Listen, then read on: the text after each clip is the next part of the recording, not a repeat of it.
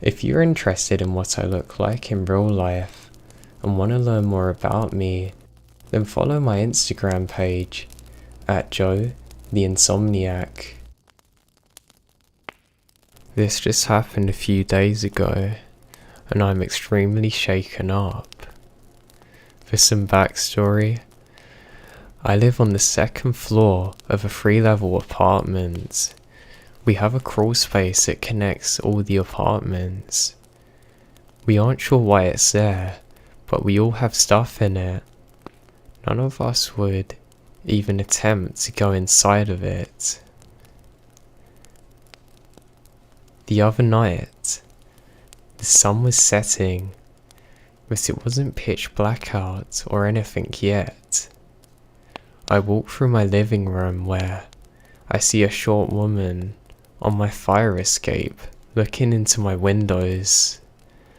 This is extremely bizarre considering it is still semi-light out and she had literally got out onto the fire escape somehow.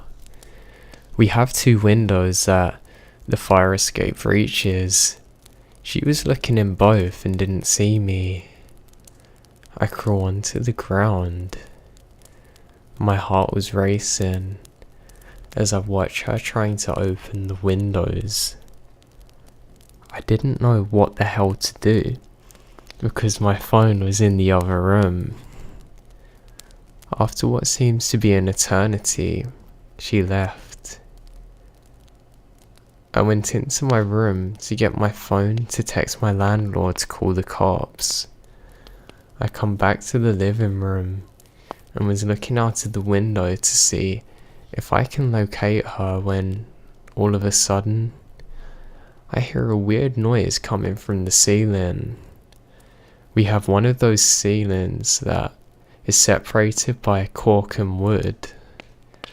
I look up to see one of the slabs lifted, 2 eyes staring at me. I have no clue how she got into the crawl space so quickly, but I grab a broom next to me and hit her through the ceiling and call the cops. She crawls away. They showed up and searched the place, not finding her until days later when she was on someone else's fire escape. The cops said that she definitely had some hard drugs up there. I'm just glad she's gone and hope she never returns.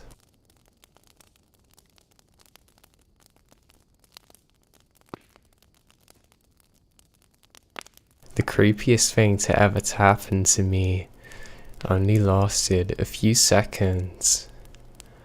I was 8 years old. My brother was 6. It was summer. We're sitting alone in the back of my grandmother's car.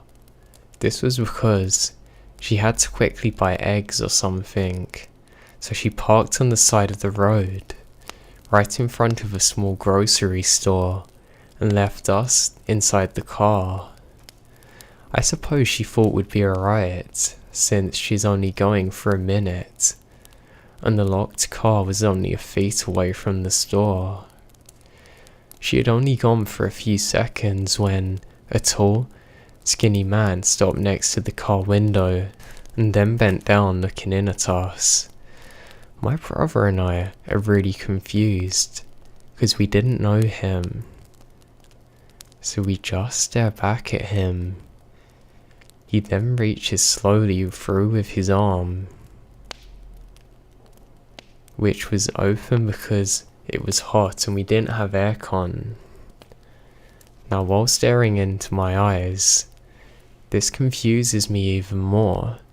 I remembered thinking maybe he was gonna remove or fix something inside the car because what he was doing made no sense. He very lightly laid the tip of his index finger on my fire. He just left his finger there, unmoving for a couple of seconds, staring into my eyes with his mouth half open. I remember he was missing teeth. It really didn't last long at all, but it felt like an eternity. Then he pulled his arm away and walks off. My grandmother came back a few seconds after. I wanted to pretend the whole incident never happened and didn't mention it to her, but my brother told her. She wanted a description, but all we could say is tall, skinny, dark, missing teeth. Unfortunately, there's way too many people in the neighbourhood who fit that description. I felt a little nausea for the rest of the day. This really stuck with me my whole life.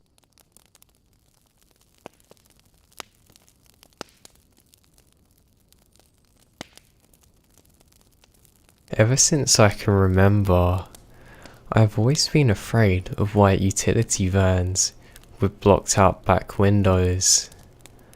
I'm in 6th grade, and I used to pick up my sister who's in the 1st from school, and then walk to our restaurant where my mum worked, and hang out for a little while and eat dinner while she's on shift. One day, as we're walking out of our apartment complex and approach the gate, one of those creepy vans pull up on the blocked off gate. He was not trying to exit. He was purposely blocking our path. We slowed down, then the driver hopped out of the car, walking over to the passenger side, opened his door, then started coming running towards us. I freak out immediately, grabbed my sister's hand, yelled run. We ran back to our apartments, as a guy got back into his car and followed us. I locked us in the apartment, and my sister and I hid in our room, staying very quiet. There was a knock at the door, and we were both crying. I called my mum, but since she's working, she doesn't answer. Then I get the guts to look out the window in the living room, and sure enough, the white van's there. Later on, I speak to my mum, and she didn't believe me.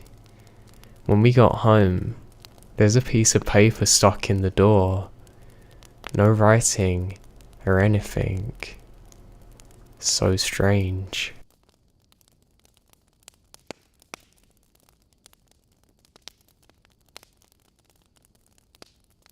Back in 2011, I was within a circle of friends that made it a tradition to go camping at a certain spot every May long weekend.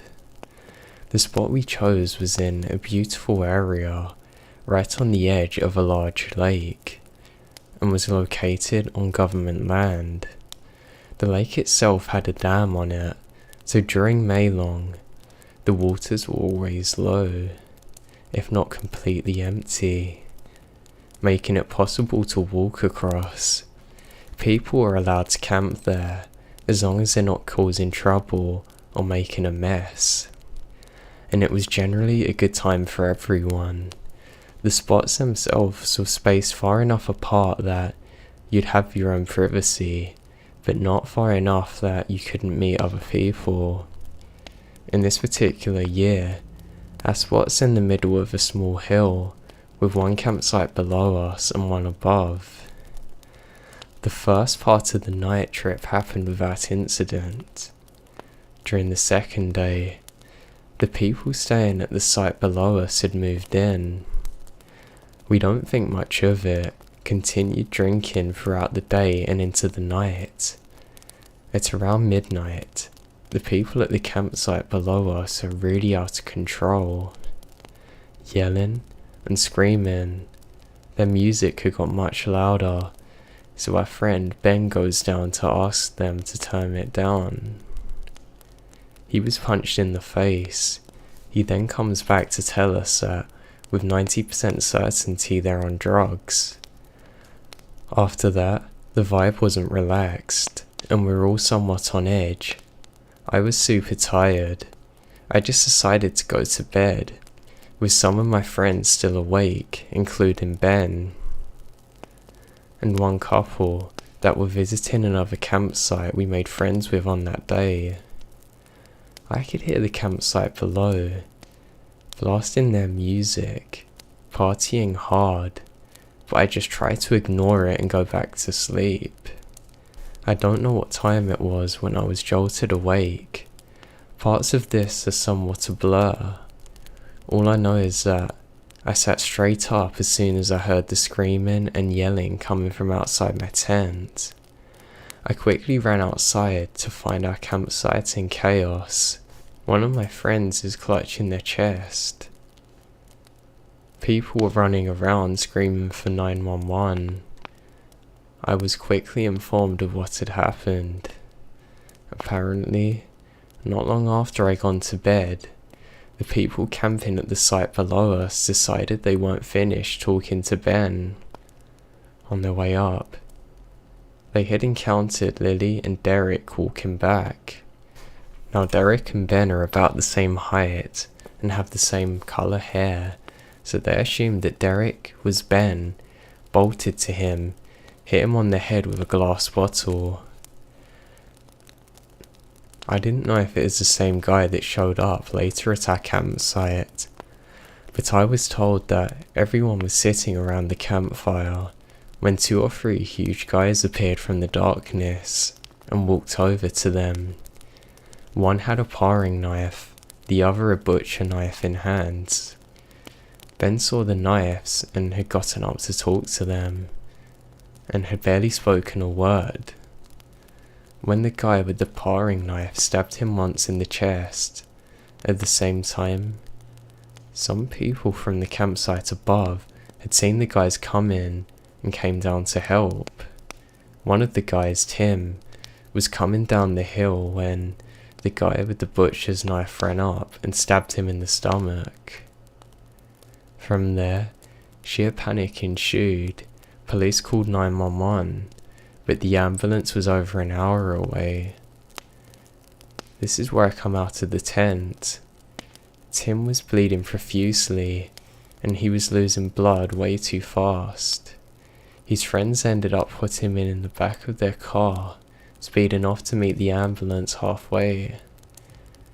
Ben was cut too, but not really that deep, so he just waited until the ambulance arrives. The guys ran off into the darkness, back down to their campsite, took off in their Land Rover. My boyfriend at the time and I got into his car and drove to the entrance to try to flag down the policemen on their way to the scene. Once they arrive, they're informed to stay in the car as they had released a sane search unit to hunt down the people who stabbed our friends. By the end of the night, they had arrested the men. They had tried to flee by driving their vehicles across the lake bed, but they got stuck halfway. They were on a concoction of drugs, as suspected. Luckily, both Tim and Ben survived, although Tim lost a lot of blood, taking weeks to recover. It's the most terrifying thing that I've ever experienced in my life.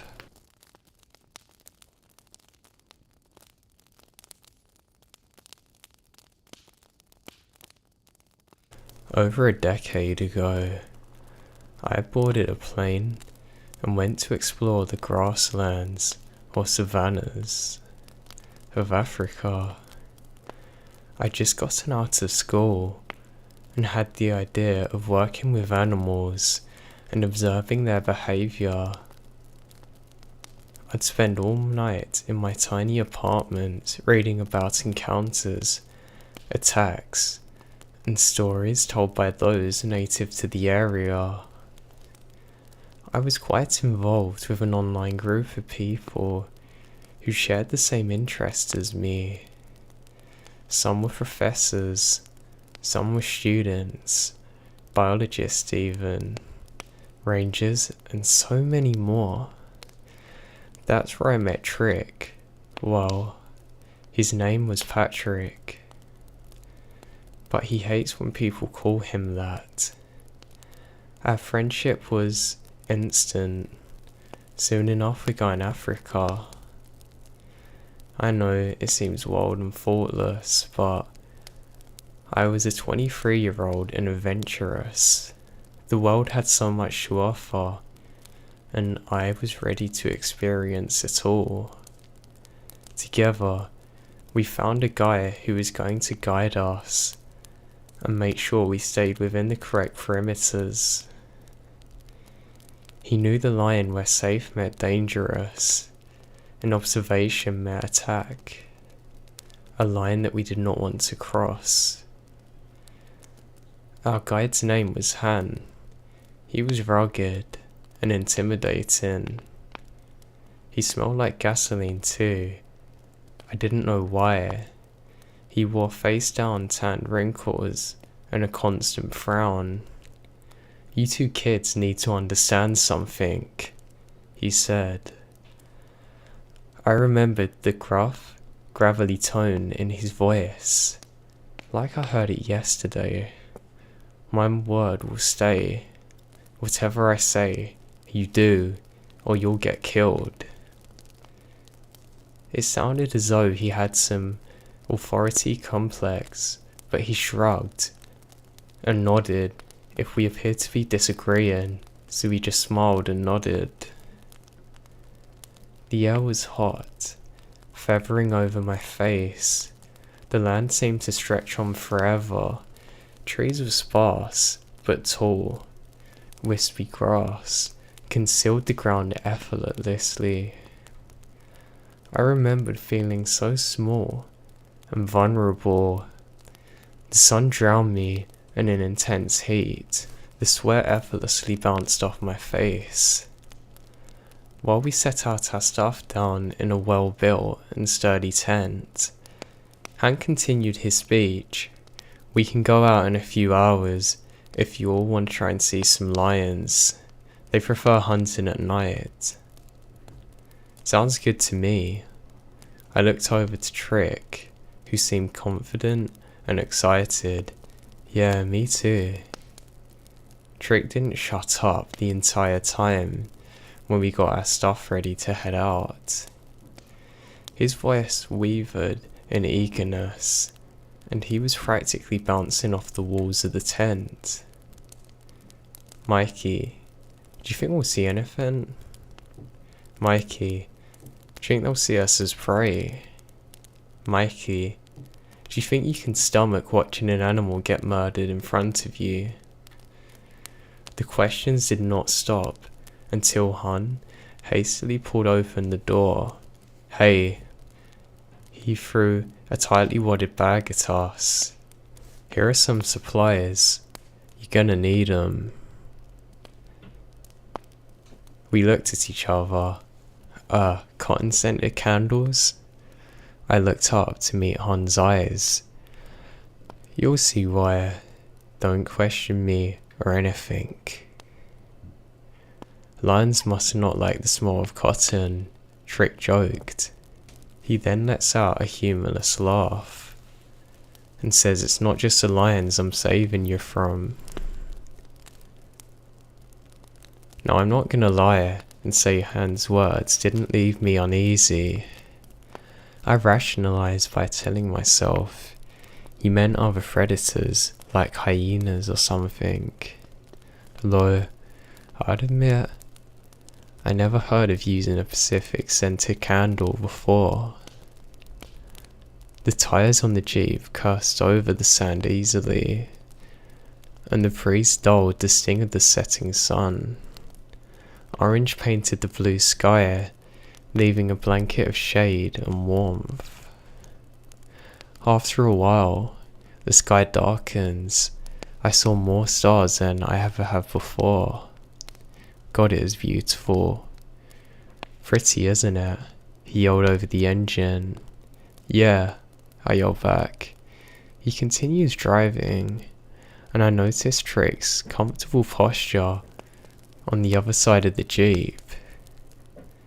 His arms hung out the window, his hand waving against the wind. We now pulled over, not far behind a huge tree, single tree, with binoculars, a defense weapon, a heavy jacket, our damn candles. We sat up beneath the protection of the truck. Han sat behind us, making sure to light every single candle that we're encircled with. "Why'd you choose this area?" Han said aloud. "I'm not going to say the exact area we went, for later on you'll understand this." I began, but Trick's voice now overpowered mine. "Lots of animals attack here." "Are the lions more aggressive?" "They seem to kill a lot of villagers out here, more than other areas." "That's not why we came," I added in defense, but they both ignored me. Han let out another laugh, and the same sent chills down my entire body. In reality, this excursion was cheaper than any others we looked into, by a mile. Ain't no lion ever attacked no one out here. Both Trick and I began to speak up, but Han held up an index finger. He wanted to silence us. "Hey, there's another predator out there. Even the lions don't mess with.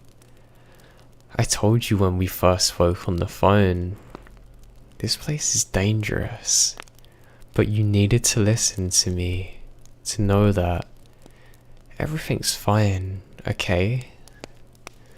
I vaguely remember the first conversation Trick and I had with Han.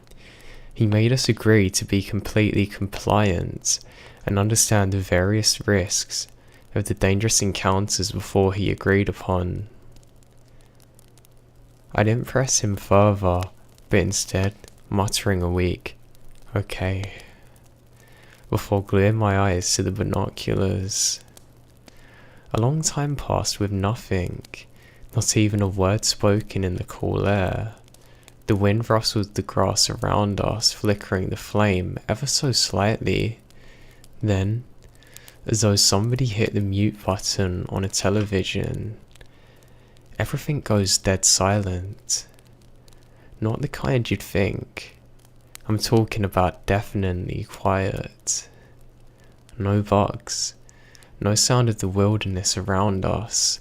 It's as though we're in a vacuum, and the air felt still, and similar to the way static builds up before a storm. A terrible storm. My whole body goes stiff, like cardboard. Every hair stands on end. Part of me wanted to run off. The other part, desperately trying to listen to the sound of my heart beating. Hands visibly tensed. His eyes are very serious, and he looks at both of us. Softly but sternly, he whispered, "Don't leave the circle." He gestured to the candles around us. "Please." "What's out there?" Trick asks, panic obviously in his face. His hands are now shaking uncontrollably. Han stayed silent, taking in a shallow breath. The flames from the candle lit up to the small space around us, and brought attention to every detail in our worried faces. For the flames, wouldn't they attract attention to us? "Han," I began, "won't the fight—" "No." "Why?" "Shh. Listen." Han's face was now extremely focused, but something in his eyes almost appeared excited even. I could not place a finger upon it. It looked like we all stopped breathing at once, and in the distance, we hear the stampede of feet, but without the similar sound of hoofs. It's a deep thud, rhythmic. I tried to swallow, but my mouth is dry. With binoculars, I scanned the area to see what was approaching, but I see nothing. I watched the grass, the way the blades melted into the black sky. I watched the horizon, then left, to the right, panning over slowly until I saw them. They were black, blacker than the night sky, fast, skinny and on all fours. The skin covering their visible bones looks wet, glossy. My stomach felt quite uneasy now, and the urge to sprint back to the jeep was so intense that I struggled to keep myself grounded. My eyes were glued though. I could not walk away. With every inhuman movement, quick and jumpy, my heart raced a little bit faster. I knew my body was telling me to run, alerting me, trying to get me away from danger. But my mind told me stay planted, don't move. Now there's 3 of them, running in jerky motions, but in a pack. Not looking like any animal I've ever studied before. I could see the way their muscles moved, below the slim layer of skin that they had. Their bones seemed stretched with every extension of their legs, as though they're rubber. Then, they suddenly stop. All at once, halting, and one stood, on 2 legs. Its hips are curled over. I can see its teeth, they're long and sharp. It stretched its neck, facing upwards towards the sky, smelling the air. Shuffling started. I immediately looked over to Trick and Han. There was a horrified expression on Han's face. Not of horror, not just betrayal, not sadness, but pure dread. All I felt over me was the desperation to escape. My heart dropped. The world is in slow motion now. No nightmare, where time is morphed beyond comprehension. Trick was running towards the jeep. I know he had seen them. His response had kicked in and he bolts. The sound of his boots were excruciatingly loud. But that's nothing compared to the high-pitched scream that come from that thing. My eyes locked with Hans. The world sped up, and I could hear them closing in on Trick. Not that they're very far away in the first place. I felt so numb. The tickle from the tears in my eyes reminded me, this is real. And I tried to focus on Hans' face as he mouths to me in complete silence. Quiet. I put my hands over my mouth. Tears are now blurring my vision. The stars. He looked terrified. He looked desperate for me and wanted me to be as still as possible. Look at the stars. Focus on them. I did as he said and started to look above. I counted them as Trick's ear-splitting scream tore across the Havana. I tried so hard and desperately to keep my eyes fixated on the shapes in the sky. The sound of his screams turned into cries. The snapping of bones echoed and popped. The ripping of muscles and the blood-curdling chokes for air settled in every particle of my body. It's a sound I will never forget. There's a dog in the stars. My eyes traced the shape of its tail. I stared at it again until my head began to throb. It felt like hours had passed before the sound stopped, before the screams died down, and the sound of chomping and chewing dissipated. The heavy smell of cotton overpowers the stench of blood, that coppery smell. I don't even remember walking back to the jeep. I definitely don't remember the sun coming up, nor do I remember when the sound of the grass swaying came back to life, nor do I remember the ride back to our tent. I do, however, remember the very faint splash of blood that covered a tiny part of the ground, all that's left of him. I remembered hearing Hun reporting another lion attack to the locals. I remember the numbness that covers my body. I heard Trick's voice in my mind playing like a tape that can never stop. I never asked Han why he ruled us there knowing what could have happened, or why he didn't warn us. Part of me blames myself. Part of me blames him. I never asked him why the scent of cotton. Specifically, why was that covering our scent? My only guess is trial and error.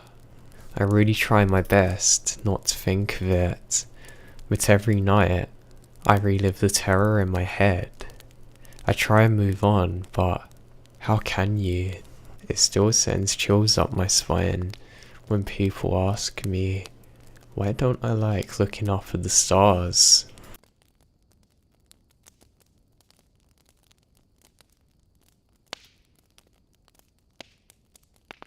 He looked exactly like he did then, but a bit taller. The soft face with small eyes and thin lips that always made him look younger than he actually was. Just a little bit of 5 o'clock shadow that made him look more grown up. Grinning, he dropped his duffel bag and opened his arms wide. "Richie, how are you, man?" Darren, his gritty voice so familiar, asked. I must have looked stoned, because I just couldn't believe what I was seeing. I squeaked out a hello, and I was quickly pulled into a hug. It's weird to think, but he even smelled the same as he did back then. Weed and pepperoni pizza. Darren being Darren, he rammed along about how long it's been, and how much I've changed. And I couldn't help but think, you died 4 years ago. Myself, Darren, and 2 friends would always go into nearby forests for camping trips, between the ages of about 12 and 15. They were just chances to get away from our parents, smoke weed, and eat a bunch of rubbish without our adults telling us off.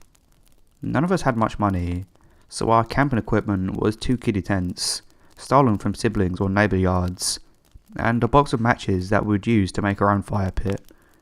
We weren't totally stupid. We knew not to stray from paths, and we never went much more than a mile into the forest. There was a 1 mile marker, and before that, whichever way you wandered, you would come out into a main road. Past that marker, it was thick, unforgiving woodlands that was almost impossible to find your way out of.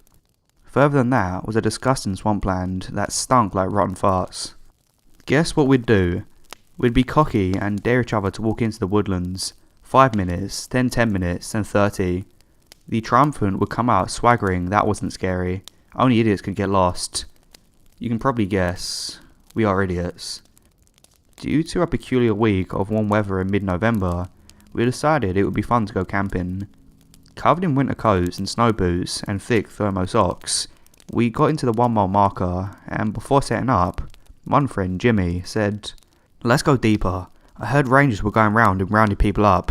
I'm not going home because of some forest security guard." Agreeing, we went past that 1 mile marker. I can't be sure, but I'd say we were 3 miles deep past the marker. The woodlands were incredibly crowded. We had to climb over a lot of huge ground-broken roots to finally find a flat clearing for our tents. It wasn't too scary, just darker than the other area. We set up, lit some blunts, and chowed down on a bunch of chips and 2 days old pizza. Nothing happened until late in the night. The tents were small, but we could fit 2 people in each. Jimmy and Marcus went in one, Darren and I in the other. We soon fell asleep, probably around 11 PM.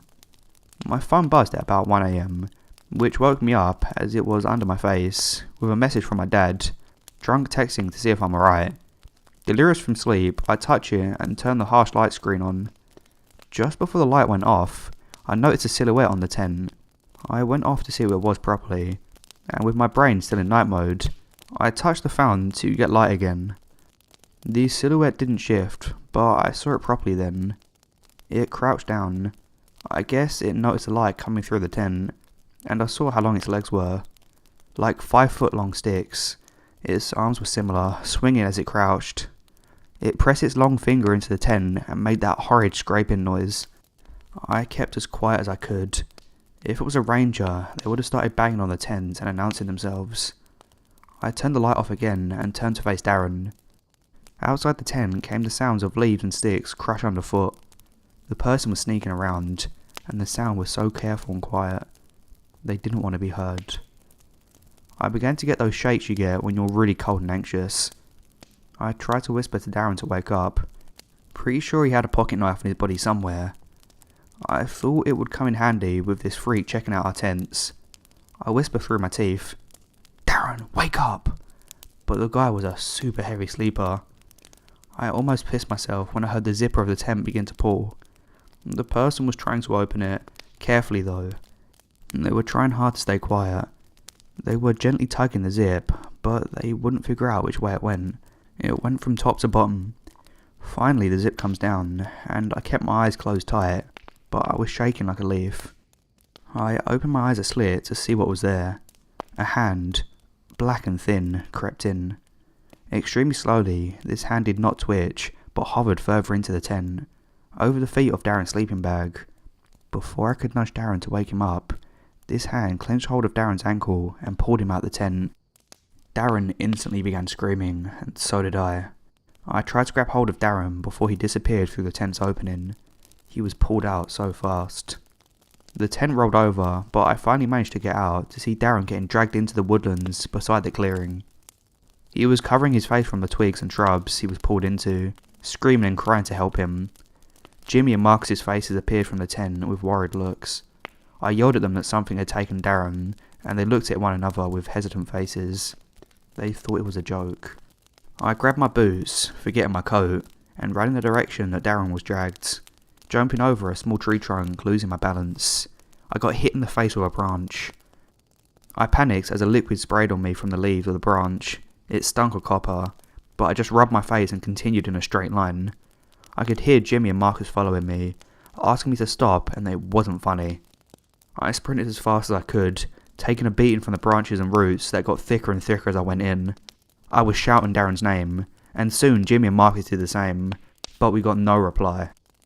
5 minutes of running through thick nature brought me to another clearing, bigger than our tents were, with a large tree in the centre.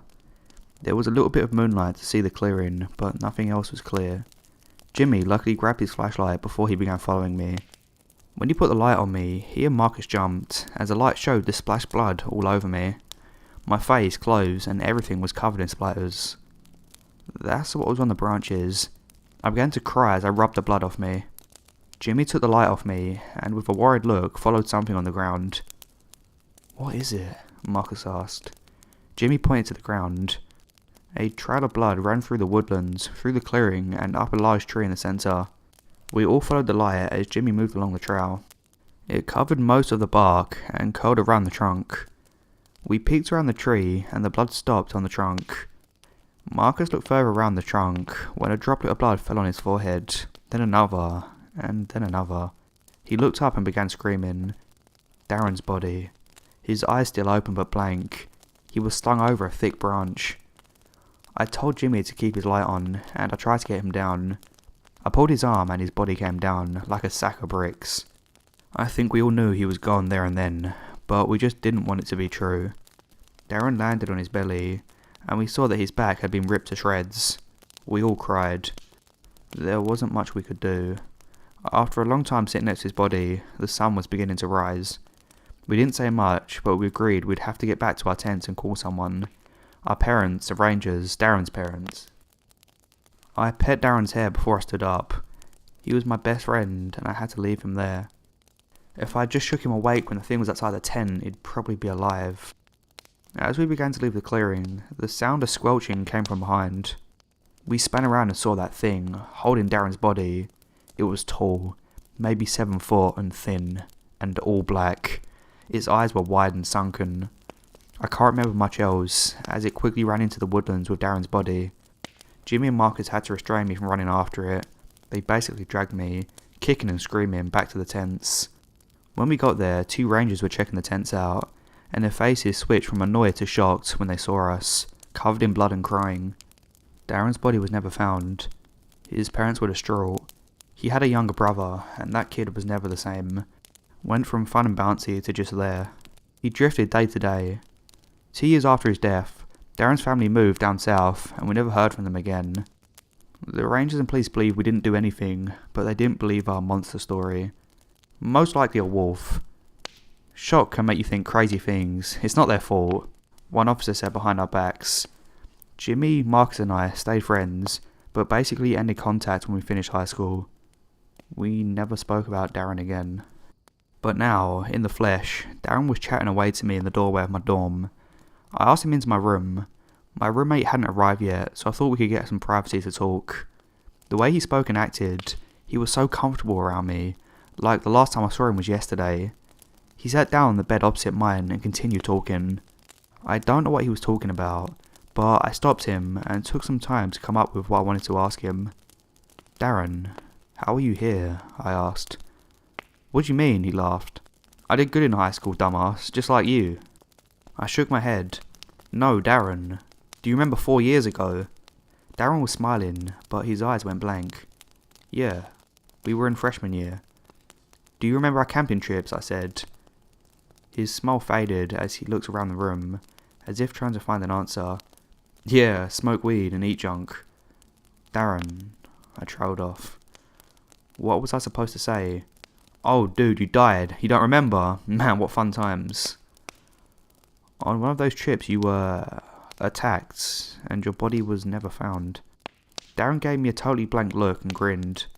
The grin was a genuinely happy smile. In a flash, the grin dropped and he looked sullen. I moved away that summer. Never went on camping trips. He wouldn't look at me now. We sat in silence for some time before he stood up grabbing his bag. He was breathing really quickly, his chest going up and down fast. Dude, are you alright? I have to go, Darren muttered, looking at his feet. I stood, but he quickly shuffled to the door and left. The door swung shut behind him, and by the time I opened it, I looked up and down the dorm halls. He was nowhere to be seen. People were still moving in the dorms. Hey, did any of you see that guy that just left? I asked a small crowd. A few stopped and shook their heads at me. I feel like I've gone crazy. I have no explanation for what just happened.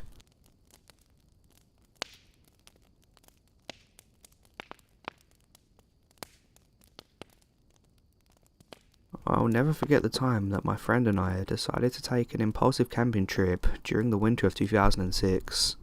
Had my parents not been out of town that weekend, they would have never let me go, especially not with the friend I was going with. They had never liked Travis. Out of all the friends I ever had, Travis was the one they hated the most.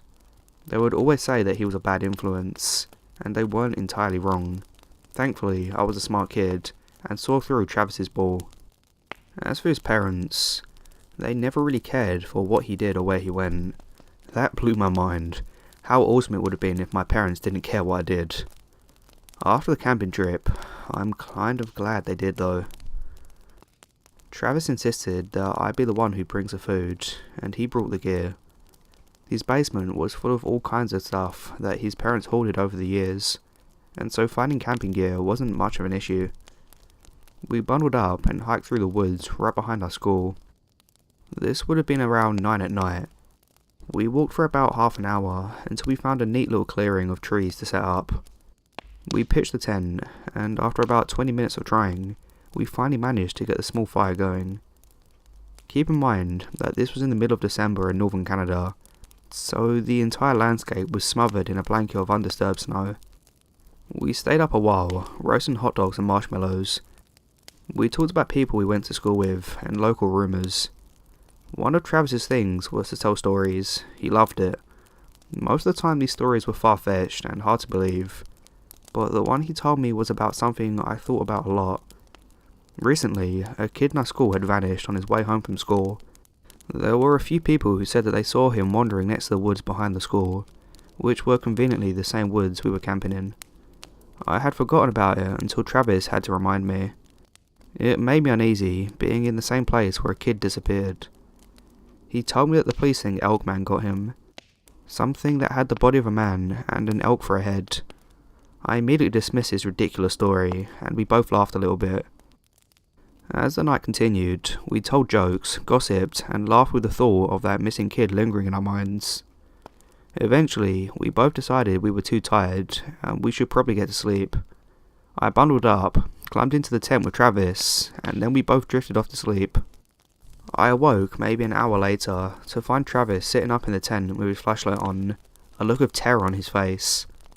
It was the first time I've ever seen Travis genuinely scared. I asked him what was wrong. He told me he heard what sounded like a kid laughing next to the tent. I rolled my eyes and told him where to go. But then I heard it too. It was a giggle, maybe about 20 feet from my tent. I sat up in fear.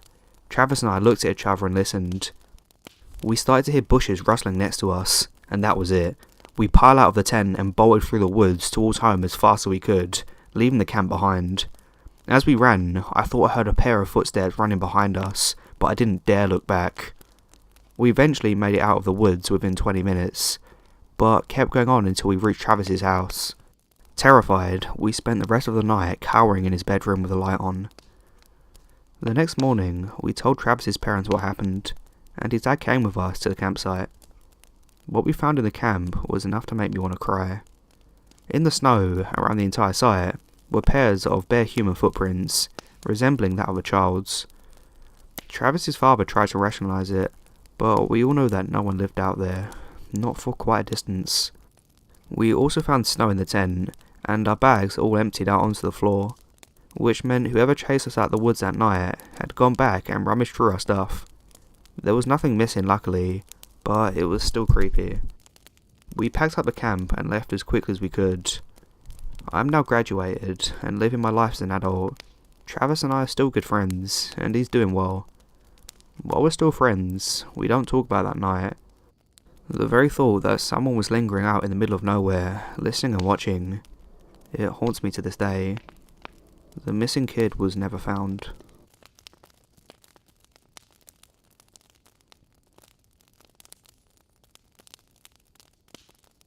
This happened to us 2 years ago.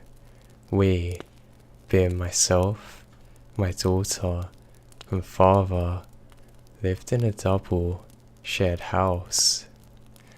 This incident took place over a span of a month, so one day we decided to walk to the store as it's close to the house and a nice day. When we came back, we noticed somebody's tried to pry our locks off the doors.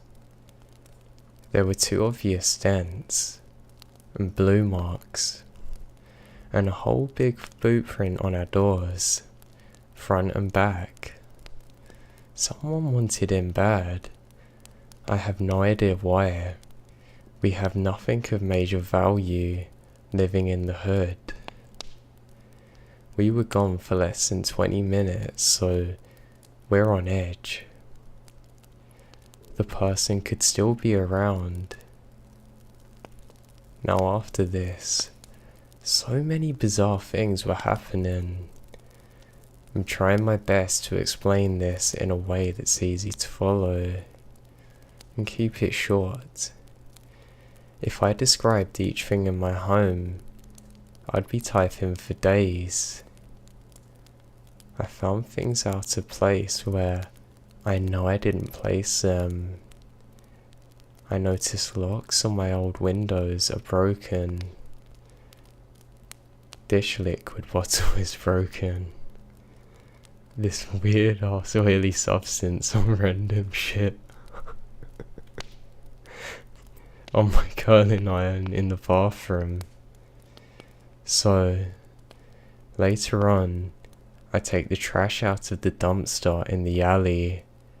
When I lift the lid, I see some types of handmade tools. Homemade. It's a short metal rod with a washcloth tied around the edge, with a blue doctor's type glove on the end. I realized this is what the person used on my door to try and pry the lock. God, what else have they done? I look in the trash. I look in my neighbour's dumpster too, just out of curiosity. What I found made my heart sink. In their trash bag was my belongings, the most random stuff. My title to my old car, which was in a duffel bag in my top closet. Clothes, makeup, household items. At this time, the man and woman who lived next to me start arguing loudly. She walks out and across to the street. He is standing in his doorway, giving me a death look. I was annoyed, but also in fear, coming to the realization that people have been in my home. I look up to him. I say, "I know you've been in here." His response, "I didn't steal a thing," with a smirk. A quick description. A shirtless, fat, redneck old white guy. I'm losing it. The words slip out of my mouth. "I'm going to burn your house down." Bloody hell. My mind is racing, thinking of all the things that are out of place. My dishwasher bottle was broken because it sits on the sink below a window. They break it coming through my window. They've been in here multiple times. Cut the chase. I called the cops. They came out, talk to my neighbours and leave. After they leave, the man is out by my back door on the phone with someone, smiling. Not 10 minutes later, about 5 cars pull up, full of people. A big truck pulls behind my truck and blocks it in. A white guy with a tank top on and gold chains around his neck gets out. He's got a gun. I shove a chair against my back door and see the people heading for it. I scream for my boyfriend, grab my daughter, and run as fast as I can out the front door. At this time, there's also people coming around the side of the home. I hear a big pop. They've shot. I almost fell off my porch. All I could do was yell, "Please no." And we're running down the street. I'm holding my daughter, who's laughing because she doesn't know what's happening. I know I'm about to get shot. I know I'm going to get gunned down on the street somehow, but we make it to a corner and don't die. We called the police again. They searched and found no bullets. Took statements from my neighbours, and I asked them to stay for a moment while I went in the home to grab some clothes. And sure as hell, we're not staying there tonight. When I grab the clothes and diapers, I see an empty gallon of weed killer in my daughter's room. Now in the time it took us to run, wait on the cops and come back, they re-entered my home again, poured weed killer everywhere. Now I gathered up everything I could and left, but nothing ever come of this, no arrests. This time I went back to get the rest of my belongings. I have 0 questions to my answers, and I still have nightmares about this.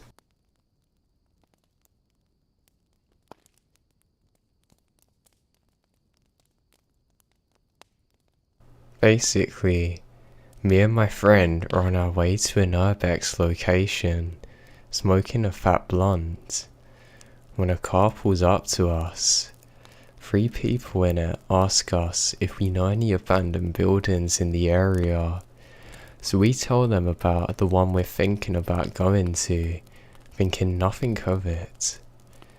We first go check out another location, but that turns out to have been taken down So we moved to our original target. Now, given some context, both me and my friend wear disturbing masks to keep our identity safe, warding off any potential attackers. We completely forget about the possibility of the other group being there. So me and my friend basically get to this abandoned hotel, start messing around. We're setting up a picture because now we like taking creepy pictures of each other, so he sits himself in a corner and I go behind the front desk wearing my mask. All of a sudden, we both see a beam of light as it hits my face, then hear 3 screams and 3 people bolting it out of there. Instead of being mature, me and my friend just quickly glance at each other and without thinking run after them. I'm pretty sure one of them was an Olympic sprinter, because I've never seen anyone run as fast as I did that night. This was all at 2 AM in an abandoned hotel that's about 3 miles away from the nearest road. That's so something I would do.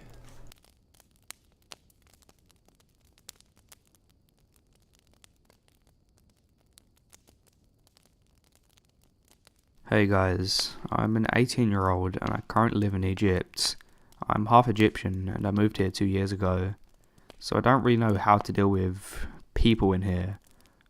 By people I mean troublemakers. The place I live in is pretty decent and I go to school, so I never had to encounter any troublemakers. My dad travels a lot since I'm the oldest of my siblings. I do most of the shopping, so I get the groceries and almost everything from big malls. One day, my hour trip turned into a nightmare. I drive a good car, not a sports car or a supercar, but a pretty good car for an average youngster in the Middle East. About 3 weeks ago, I had a list of groceries to grab, so I went to the mall and did shopping, and paid for it and got out. I decided to try that new vegan burger that I see every day on Facebook, and got one. I got a soda, fries as well, and started walking to the parking lot. I see this kid who I thought was 15-ish.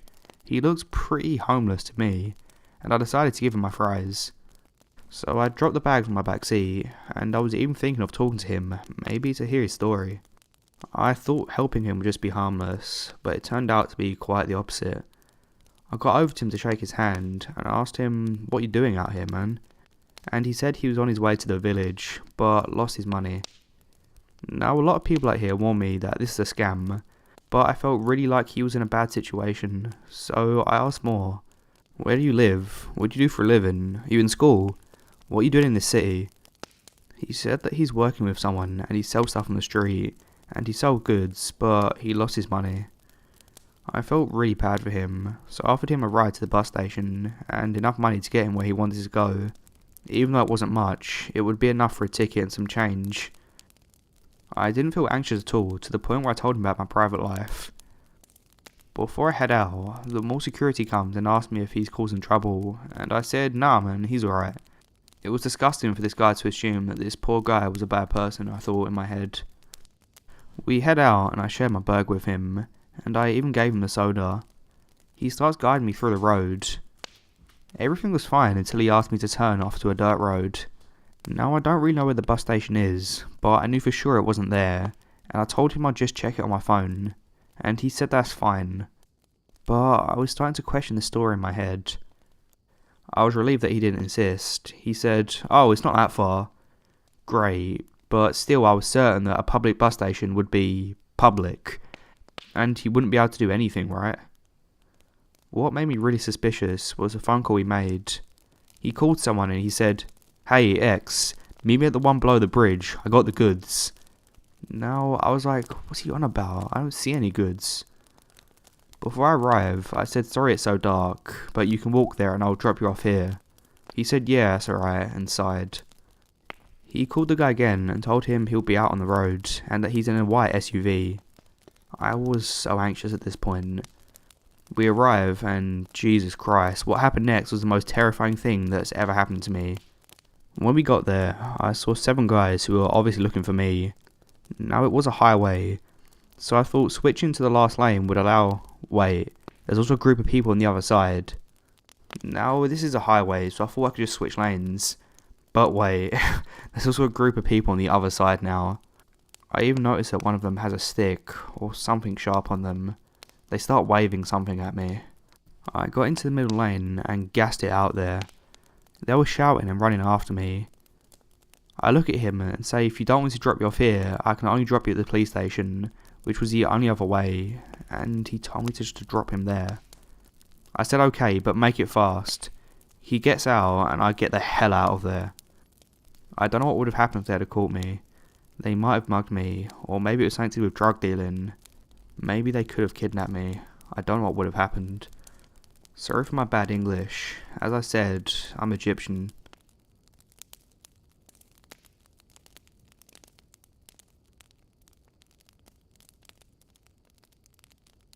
I live in an apartment complex with my husband and 13-month-old baby in a bad area of my city. My husband was at work. He finishes around 11 most days, and I kept hearing strange noises from my nearby balcony. I turned the porch light on, expecting to see a stranger with a toothy grin and a knife in hand. Instead, I saw no one. Going back to what I was doing. Again, I heard a strange noise and nervously checked. Nobody, nothing. I thought to myself that it was just my neighbours outside, that I was probably just overreacting to them sliding the door shut or something, turning the light on, turning it on again, etc. So I come back inside, shove some headphones into my ear, and stop frightening myself. This worked beautifully, and I forgot all about the sound I heard. Typically, at 10, I take a bath and prepare my mind for slumber. I got caught up in something on the internet though, and ended up not getting up from my kitchen until before 10 PM. Around that time, I arose to the bath. I then hear a pounding sound outside my door. I glanced through the peephole and saw no one. I can only see the other apartment out of the peephole. However, since I'm nosy, I decide to wait until I can see this person. They're now pounding really hard. It's actually shaking my door. Now after about 8 minutes or so, the pounding stops. I wait. Still no one. The neighbours hadn't answered their door either. The silence continues for maybe 5 minutes or a couple of minutes after I walked away. It began again. This time, it sounded like it's on my door. Now I'm a very anxious person. I do not like being alone in my apartment at night, and I refuse to open the door if I absolutely don't have to at night.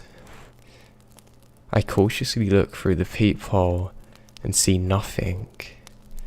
This terrifies me. I message my husband, and he told me to call our security. Now at this point, the pounding gets louder and louder. I'm absolutely terrified. This went on for some time. I stared out my door's peephole, wondering what's going on, as I try to rationalize what's happening. Maybe someone's actually knocking on my neighbour's door, and it just sounds like they're knocking on mine. Maybe someone's locked outside and pounding on the door. Then, my thoughts are disrupted as somebody begins to scratch on my door. Now my apartment door is metal, so I distinctly hear the sound of the person's nails running across it. I glance out the peephole, terrified at which creature I might discover, though again, no human in sight. I then thought that I should go to the closet in my bedroom to call security, away from the front door, but right as I was about to walk away, I saw something through the peephole that made me gasp. I saw a man slowly stand up. I've never seen him before. I couldn't see him prior to standing, because a peephole doesn't see that far downwards. I'm pretty sure that he was crouching down, waiting for me to open my door to see what the hell was happening and attack me. I'm so glad that I didn't.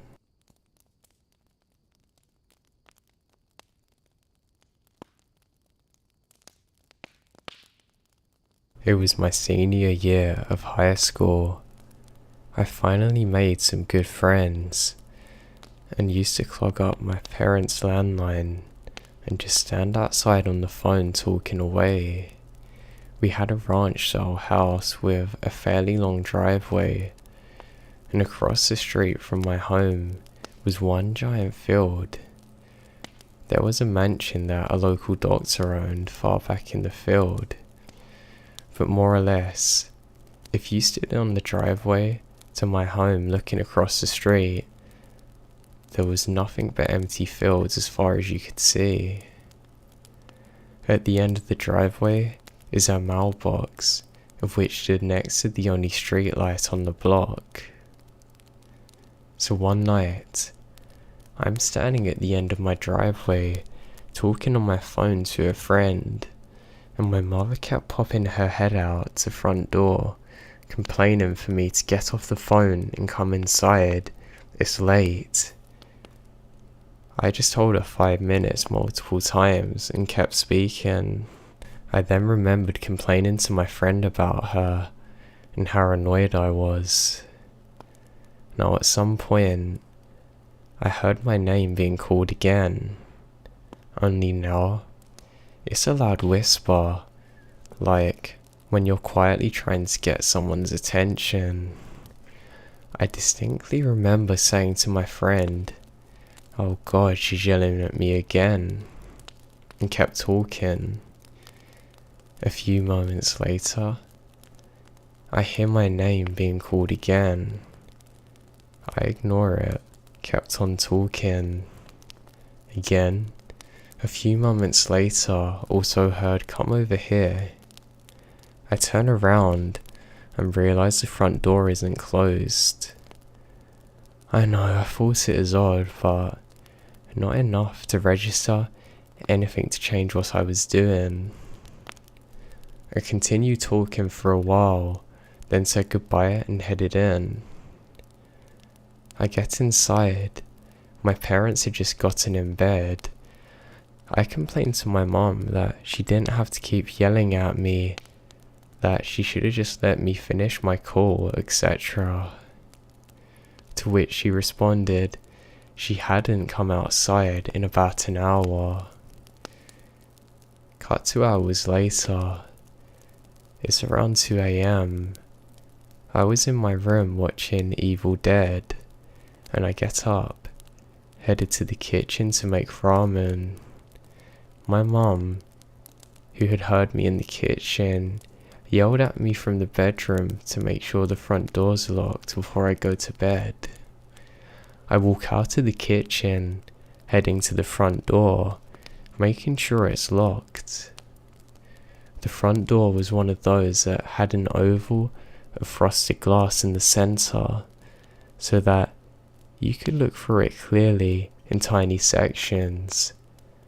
Others are frosted, so you can't. So anyway, I did what I normally do and looked through one of the tiny clear sections towards the street lamp at the end of the driveway.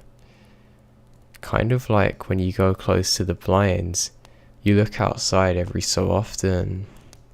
However, I couldn't see the street lamp.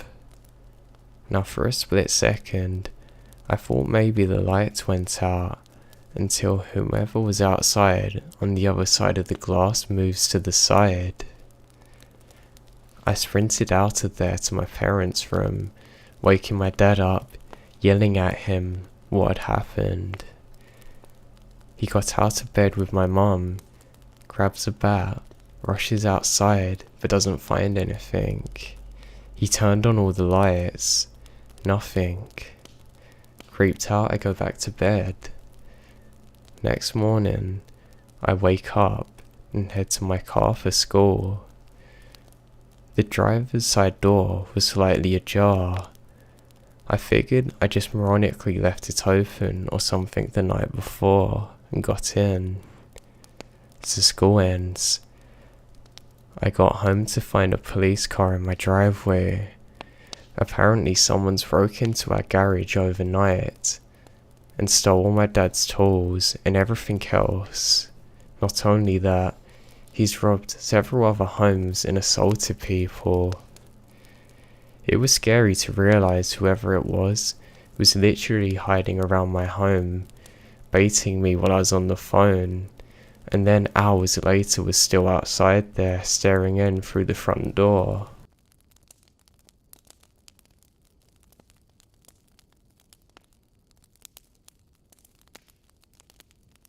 This happened around 10 years ago, in 2008 or 2009.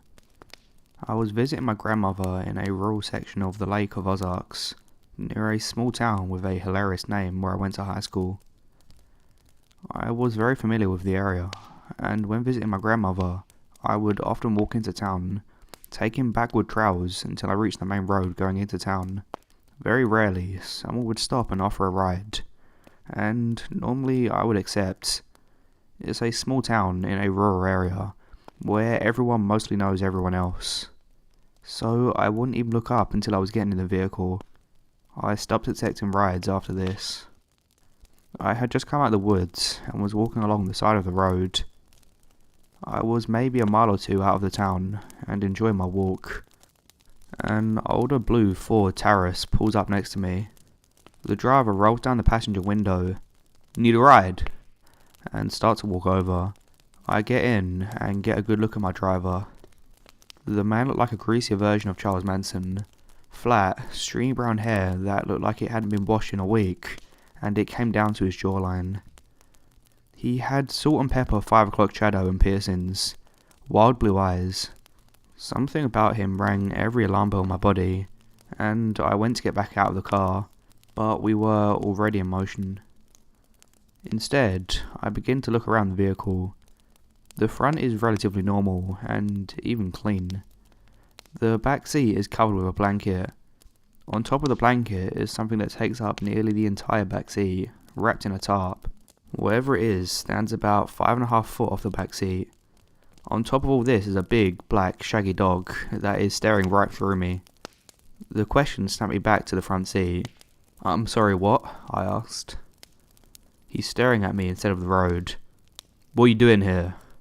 "Oh," I say, laughing a little out of nervousness. "I'm visiting my grandmother. I live in a college town about 90 miles from here, and I'm on my way to see some old friends." He frowns. "No," he says flatly. "Why are you here?" I frown a little. Everything inside me is flashing, "Get out, get out, get out, get out now." I just told you," I mumble. My tension is rising visibly.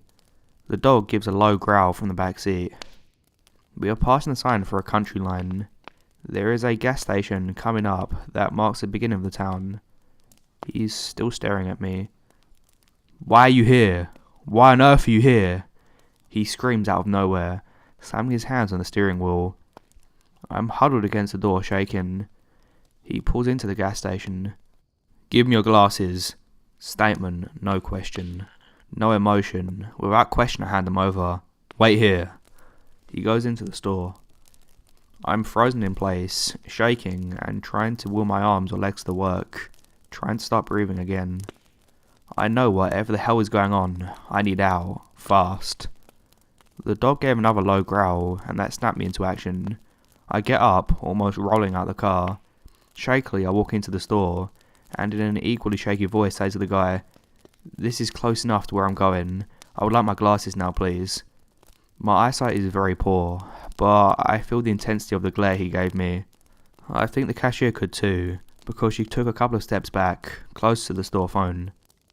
Silently, he hands me the glasses, continues to stare daggers at me as I put them on, and walks out the store without saying another word to either of us. The cashier stares at me, clearly freaked out. "What was that?" she asks. The adrenaline of the situation has started to wear off, and the real gravity started to sink in for me. Tears are beginning to silently course down my face. "Can I use your phone, please?" I ask her. She nods and wordlessly hands it to me with a box of tissues. She tells me I can go into the manager's office to make my phone call, and take as much time as I want. I thank her, go back, and let my friends know what just happened. I also tell them I'll be cutting through the woods to get them, because I don't want to see this guy ever again, and that I'll be coming out behind the house. I took a few minutes to breathe and relax after I hung up. When I went back out, the cashier asked if I was okay, and if there was anything she could do for me. I thanked her and again told her no. I asked if she knew the guy. She had never seen him before, and she didn't think he's from the area. That shook me even more. I give her my friend's phone number and ask her to call them if he comes back. I left and cut through the woods to my friend's house. We had a great afternoon, and when I was ready to leave, they gave me a ride home. At the time, it didn't bother me as much, but the longer I've had to think about it, the more curious I am about the back seat. That dog wasn't moving much from the top of it, unless the guy told him to. I try not to think about what was under that top too much. It looked like someone lying in a fetal position from behind. And just for a side note, I'm a 6'1" male that was about 210 pounds at the time. I wore my head down to my waist with a full beard. I myself was a little intimidating, and would occasionally accidentally scare people just from my appearance.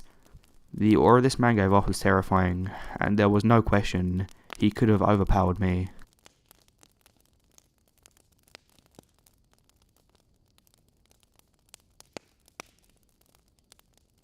So back in the late 80s, the company I worked for was running security cables in the old tariff building down by the Wall Street Wall statue.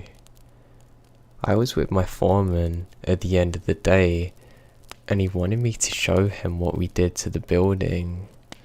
So we go down there, and the stairwell door opens into a T corridor, say going left or right. Our job was directly to the left, so we turn and go this way. I stop with him because we see a guy at the other end of the corridor about 200 feet away. All we could see was a guy wearing a blue jumpsuit, like mechanist wear, and a blue hard hat.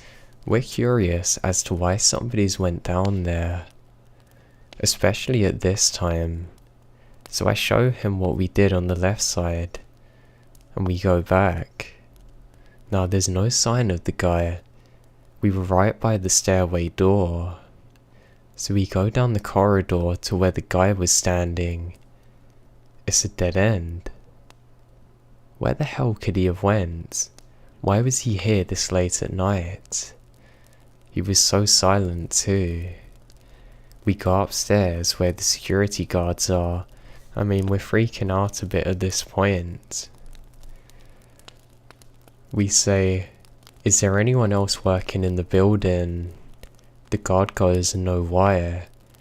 My foreman says, "We just saw someone down in the basement," and before he could say another word, the guard goes, "In a blue hard hat?" We both look at each other.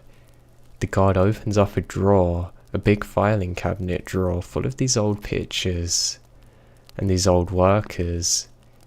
He tells us to write down what we saw. I ask him what it is. He says, "That guy has been sighted since the 1940s.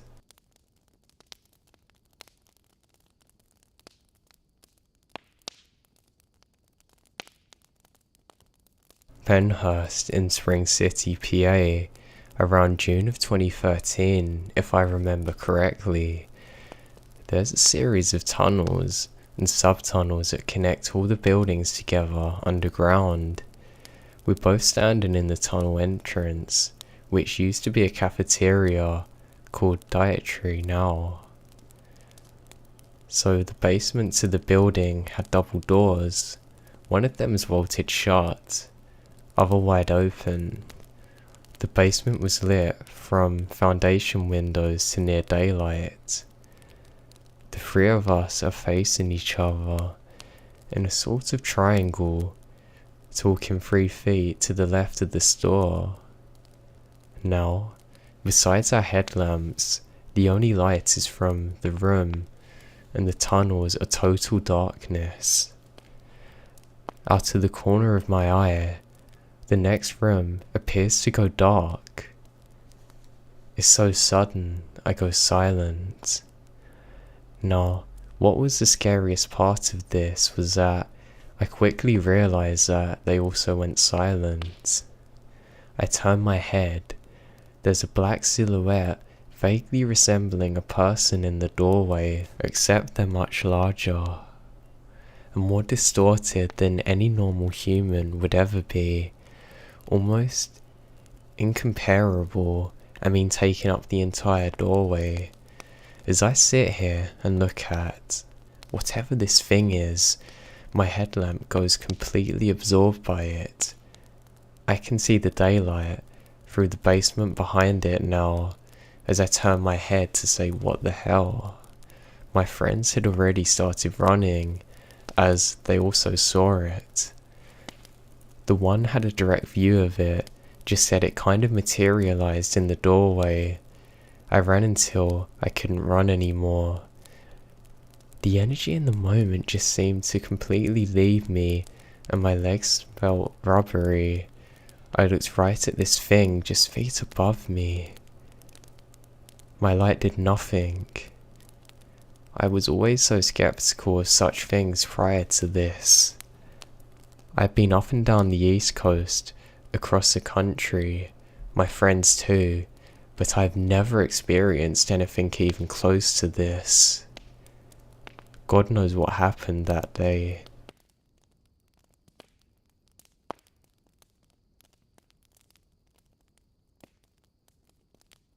I'll just give you a bit of background. I'm female and drive for Lyft at night. I'm on the shorter side, about 5'4", and have been driving for nearly 6 months. I tend to drive downtown Denver, especially on weekends where there's most money to make. In this time, I've only had a couple of truly scary encounters, and I drive 7 nights a week, at least a couple of hours a night. The first scary one started out normal enough for the late night ride that I was doing. I just dropped off a passenger in Aurora and was marking my way back towards Market Street since the bars hadn't closed yet. I get a pickup. It's on the way. It's a nice area that I don't feel uncomfortable in, but everyone knows Aurora CO knows it's really not the best area, even with a few nicer places there. A couple of guys hop in, one in the front, one in the back. Now they have hoodies and are carrying backpacks, but it's Colorado and it's almost 2 in the morning, so not too odd. It gets odd after they first get in. I give my normal greeting, but they completely ignore me, shoving their backpacks onto the floor, pulling their hoodies up, shielding their faces from the windows with their hands. I instantly get uncomfortable and feel something's off. It was only a 10-minute drive, and we're in a secluded area, so I decided that the safest thing I can do is complete the ride. I can feel my fight or flight kicking in. Within about a minute, I had decided if they were trying anything on, I was gonna crash my car. Neither one had put on a seatbelt, so I figured that's the best chance I have. Once they arrive at location, they want it to be dropped off, but I could tell it's not a good area. Bars with all the windows smashed, cars in disrepair and whatnot. They get out, but don't shut my doors, beginning to whisper to each other or glancing at me. One of them has his hand in his pocket, fidgeting with something. At this point, I've had enough and step on the gas, driving with the doors open. I drove for a couple of miles until I get to a gas station with lights and people before I stop to properly close both doors. I call it a night and headed home to cuddle my toddler and husband before having a good cry in the safety of my own bed. I have no idea what they're planning to do, but I know I was terrified from the moment they pulled their hoods up and the moment I drove off with my doors open. The second story takes place a couple of weeks after the first. I had sworn off all pickups in Aurora and the shady parts at night. I would still drop people off there, but I'd also turn off my app and leave the area when I was done. I was downtown as usual for a Saturday night. Bars were closing. I get a shared ride, which can be very good at bar closing. Now the thing to know about shared rides is that you can't request more than 2 seats, leaving room for 2 more people. Now I have, on multiple occasions, had a car with these types of rides, full of people. I get to the person and unlock my doors as normal and get 3 people in. Okay, small problem. I'm polite and say I can't give them a ride with 3 people, so they'll have to order a different lift. This is when the one guy turns. I don't want to pay more, he says. I say I'm sorry, but either one of you has to get out, or all of you do, and you need to order a different ride. This is a shared ride and means I could get 2 more passengers and they need the seats. With shared rides, you're only allowed to book 2 seats for 2 passengers. The guy says I'm not paying more, so you can just ignore other rides and take us home. At this point, he become aggressive and was putting his finger in my face. Now maybe I should have been more scared. But this is only Market Street at a bar close and it's packed. There's drunk people everywhere, and where there's drunk people, there's cops. I roll my window down as he continues to tell me where I'm gonna drive and what I'm gonna do, and threatening to hurt me. He's saying that he's really gonna put me in pain if I don't stop right now. I didn't catch the whole sentence, but I made eye contact with a cop and just focused on getting his attention. Me, okay, you got a new choice. You can all get out, or the cop can make you do it. The cop is now making his way over after seeing something's wrong. They all jump out, and the guy's flipping me off, and they disappear running. The cop says, "Am I okay?" asking for a short rundown of what happened. He then heads off to try and find them. I report both of them. I now carry a foam pepper spray in my defense, and I also have a dash cam, but I know if stuff gets real, that's probably not ever gonna protect me fully.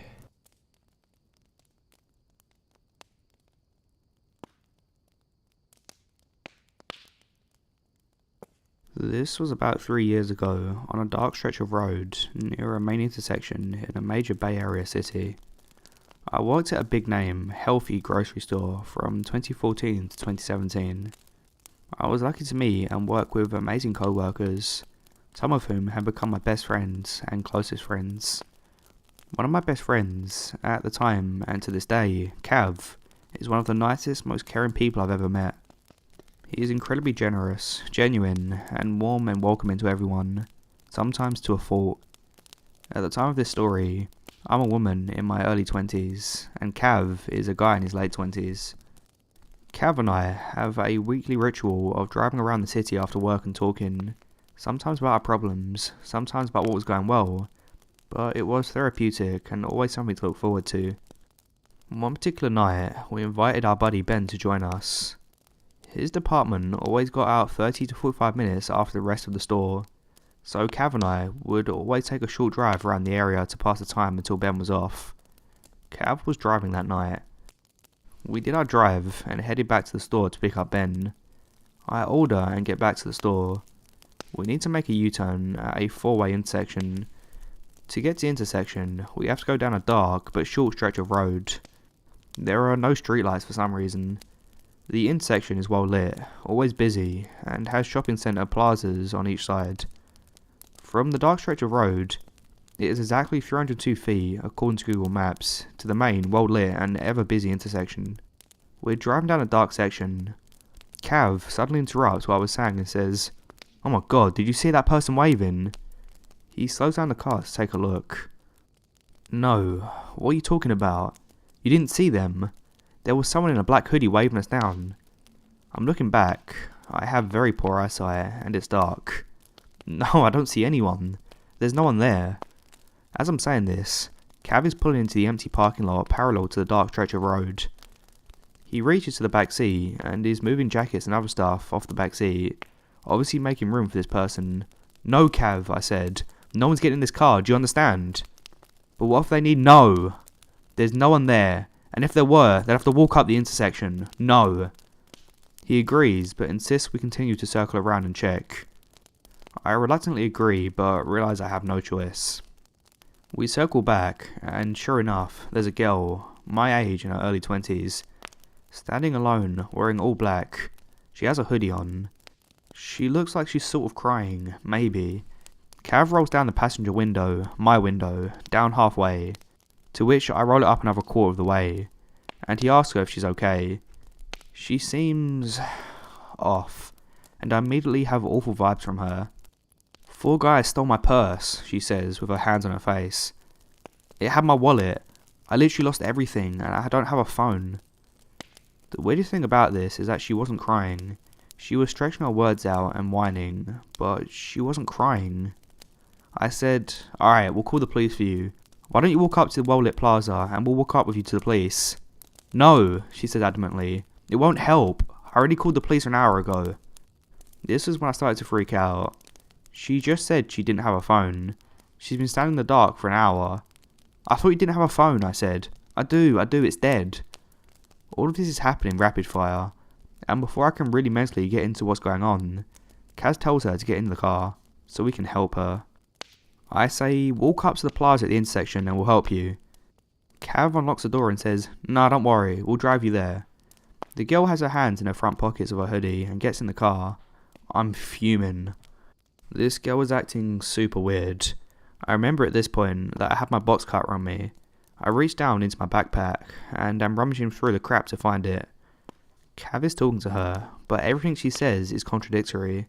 She says that she isn't from the area and has no idea where she is, yet she tells us that she grew up and lives 6 blocks away. As we're driving, she says she wants to go to a particular bar, that she could really use a drink. "I thought you didn't have your wallet or ID," I ask. I keep looking for my box cutter, and I'm looking back at her. She has a waxy complexion, and looks into my eyes as if she's looking through me. It gives me the creeps. Cav is incredibly kind to her, he's being an idiot, and keeps saying positive things, trying to get to the bottom of what's going on. While this is happening, I find my box cutter, I open it all the way, and hold it on my lap. I turn back and keep my eyes on her. She tells us that she has a boyfriend nearby, and asks us to take her there. She and Cav continue to talk, and she says she was kicked out of her parents' house. Her hands still remain in her pocket, and mine remains holding the box cutter. Because of this whole ordeal, we've totally forgotten about Ben. Still watching her, I pull my phone out and call him. I'm explaining to Ben what's happening, and in a matter of seconds, she went from asking us for money and alcohol to saying weird stuff and wanting to get out of the car. We did not drop her at her boyfriend's house, but a few streets away apparently, in a random neighbourhood. We drop her off and there's silence for a few seconds in the car. "Oh my god," Cav says laughing, "she could have robbed or killed us." "Yeah, you idiot." I'm 100% certain of that, and at the very least, she was planning to rob us. Looking back, there was so much I could have done differently, like calling the cops right away. We're lucky that nothing happened, but I'm positive that there was evil in the car that night.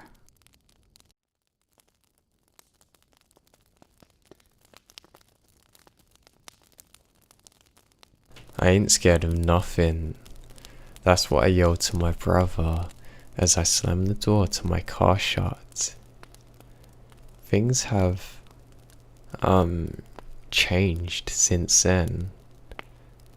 I've changed.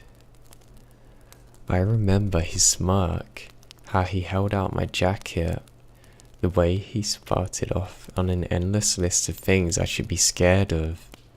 Skinwalkers, werewolves, oh my. He resented each one as a reason after reason as to why this is a stupid idea, saying, I still have time to back out. I roll my eyes, snatching my jacket from his grasp, slipping into my car and yelling that I'm not scared before speeding away towards the darkening outline of the mountains. They stood out stark against the setting sun like teeth. Boy, how I wish I listened. I was wrong. I'm scared.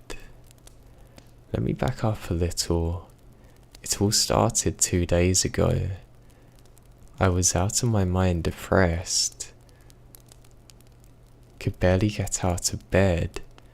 Thought about killing myself. Just dying all the time. Enough's enough. One of the few friends I have suggested solo camping. Said it might clear my mind. The wilderness, the silence, the solitude would probably be good for me. He gave me a list of spots, some more isolated than others. I decide upon the most isolated one, which is about a 3-hour hike from the last campsite, far out in the Rocky Mountain National Forest. I remember his face, surprising acceptance. You sure? I nodded, saying nothing. Okay, I mean it's a pretty secluded place, especially for a first-time camper. He shrugged. But then again, it's a beautiful one. You'll definitely get some perspective there. And the night sky out there is insane. I thank him and turned to leave, but he spoke again. Don't let the forest spook you, okay? A word of advice from a veteran. Don't go out at night no matter what you hear. You might never be heard from again. Could be a bear or lion. Now the drive up the mountains was strangely soothing. The gently curving roads that wove their way through the trees, up the rocks were exciting to navigate. And soon, my mind was eased into a peaceful state. I've decided to forego electronics for this. Even going as far as securing my phone in the glove box. I needed to be away from all of that, able to focus on now, rather than ruminate about past or future. I would have been gone for 5 days and 4 nights. Enough time for me to hopefully recuperate and reassess my life and what I'm doing with it. I soon descended into Est Park, driving through the picturesque town towards RMMP, willing myself not to stay at the Stanley instead. I find the entrance to the park with ease, continued to the closest lot to my campsite. Night is falling. I silently cursed myself for being so late. I sat in my car for a good 30 minutes before deciding that it would be too risky hiking 3 hours in near pitch black darkness. There were 4 other tents set up in the lot I was at, with room for one more, and as soon as I set up my tent, the night passed comfortably. I was surrounded by chatting, laughing people, happy children who ran around screaming. A few of them offered me roasted hot dogs and whatnot, and beer. I filled my belly smiling. I was rolled up in my sleeping bag before the last night fades from the dying embers. The second night didn't go so smoothly. I woke up late, well rested, but still groggy. Took my time repacking my tent. I hesitated at first, wondering if I should just stay there, but at 3 p.m, another family showed up with proof that they had reserved the site. So I gather up and setting off. Immediately I got lost. Navigating by only map and compass for the first time alone is much harder than it sounds.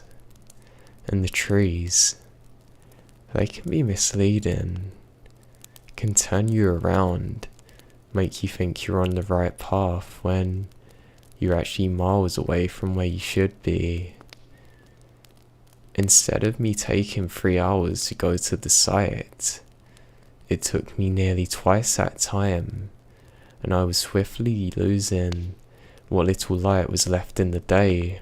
Now finally, I found the site, but before I breathed a sigh of relief, I slowly set up my tent, building a small fire in front. It was now dark. I was jumpy. Every sound I heard was seemingly magnified. Every shadow cast by the dim light of the fire, a menace. Spooked, I crawled into the tent, curling up into my bag, trying to will myself into sleep. After a while, I was dozing, about to drift off, when I heard it. The unmistakable sound of a foot crunching outside. My eyes now shot open, and I reached for my flashlight, but didn't turn it on.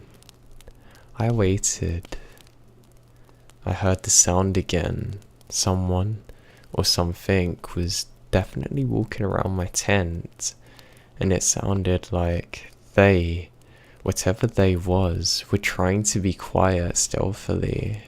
Now this went on for hours in inconsistent bursts until I finally decided it was an animal, scavenging for the scraps or inspecting my tent.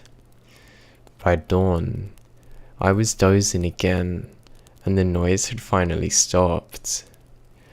I told myself I would sleep for an hour or two, giving myself time to rest up. I woke up disorientated, exhausted, and started to panic before remembering I was out camping, that I needed to start hiking back now. But when I exited the tent, I saw that the sun was already setting. To say I was upset would be an understatement.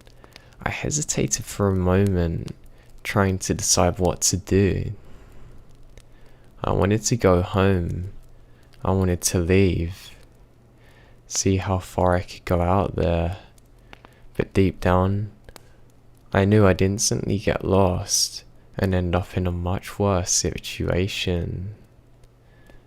So I began collecting as much wood as I could to build a massive fire preparing to hunker down for the night. The light from the sun seemed to disappear unfathomably fast. The third night was pretty problematic. I sat awake in my tent for hours after the sun went down waiting. I'd left the fire going for as long as the wood lasted. I know this isn't the best thing to do for camping, but I was improvising and utterly terrified. The darkness around me seemed to crush the light from the fire, making it seem small, prophetic even, a tiny candle in a sea of shadows. For hours I sat there, listening, afraid. I finally realized that I'm being ridiculous, that what I heard the night before was nothing to fear, that my subconscious, my monkey mind was playing tricks on me, keeping me alert for nothing. So I now bundled up and laid down, and I heard it, softly at first, a footstep, then 2, 3, growing louder and bolder. I sat up and felt the size of my eyes increase. What was that? I had to know. I wasn't thinking. I wasn't. I was operating purely out of fear. I heard the noise. It sounded like something was running constantly around my tent. Suddenly, the side of my tent pushed in, as though someone was slapping it from the outside. "Hey," I yelled, scared out of my wits. "Hey, I'm here. What are you doing?" I tried to stand, tripping myself up in the sleeping bag in the process, slamming down, scrambling up, swiftly unzipping the flap, running outside with a red-tinted flashlight. I saw a shape scurry away and followed, and there, standing at the edge of the firelight, barely visible, was the silhouette of a person. They were standing with their backs towards me. Their arms were hanging in a strange position by their side, their head pointed away from me. I now took a step back. A branch cracks underneath me, seeming to startle them. "Hey," I said again. "What the hell, man?" And it boiled up. A sound turned into a scream. It was laughter. It echoed around me, rattling my skull. I ran, leaping into my tent, zipping it up behind me, curling into my sleeping bag, crying. And the world around me exploded, or rather imploded. The walls of the tent shook like hundreds of hands were slapping it, poking it or punching it. Outside, it sounded like dozens of people running around, shattering the silence. I don't know how or when I fell asleep. I think I fainted. Either way, I woke up the next day to a reddish glow encompassing my surroundings. I sat up and ran outside, looking around for proof of what I heard, but there was nothing. No footprints or handprints or anything disturbing at all. God, this is bad, I muttered to myself, throwing my things chaotically into my bag. I would leave today in the dark. I could not stay for another night. I was just starting to unpole the tent when I heard it. A sound in the distance, perhaps carried to me by the wind which was picking up around me. Help me. Oh God, please help me. I reacted more out of instinct than logic, and began running towards the sound before realizing that in no way was I in a place to help whoever was screaming. Still, I tried to locate the source of the sound, following the voice for about 30 minutes. "Where are ye?" I yelled while looking around me through the maze of trees. "I'm here, where are ye?" Quickly, the screams transcended into a deep, unsettling laughter. Scared out of my mind, I ran and turned back the way I came. By some miracle, I made it back to the site, grabbed my pack, putting all of the poles of the tent away, thinking I should roll it up and carry it instead of neatly folding it. Now around me, the mountains loomed up like fangs, like I'm about to be swallowed. As I pulled each pole, the tent fell a little, but it was only on the third pole out of 6 that I realized it wasn't falling fully flat.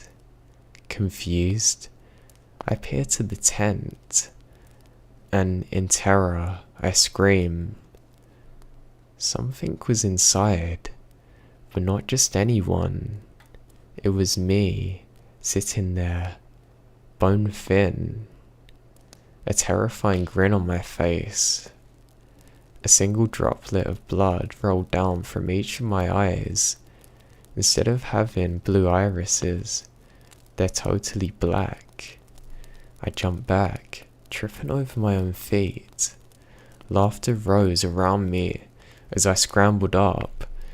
I saw my hand that was not my hand reach out from the tent, followed swiftly by the other, then my head. My face that was not my face looked up at me, smiling, laughing. I screamed. I ran. I didn't even know if I was running the correct way. I couldn't even use the sun anymore for guidance since it's fully set. I ran without looking where I was going. I could feel the trees scratching up on me, pushing against me like they're holding me back for things that are yet to come. Suddenly, a light flashes in my face, and I run into something solid, something black, something that wraps around me. Immediately, I cowered, hiding my face in my hands. Oh God. Oh no, please go away. Hey, calm down, it's okay. You just scared me, what's wrong?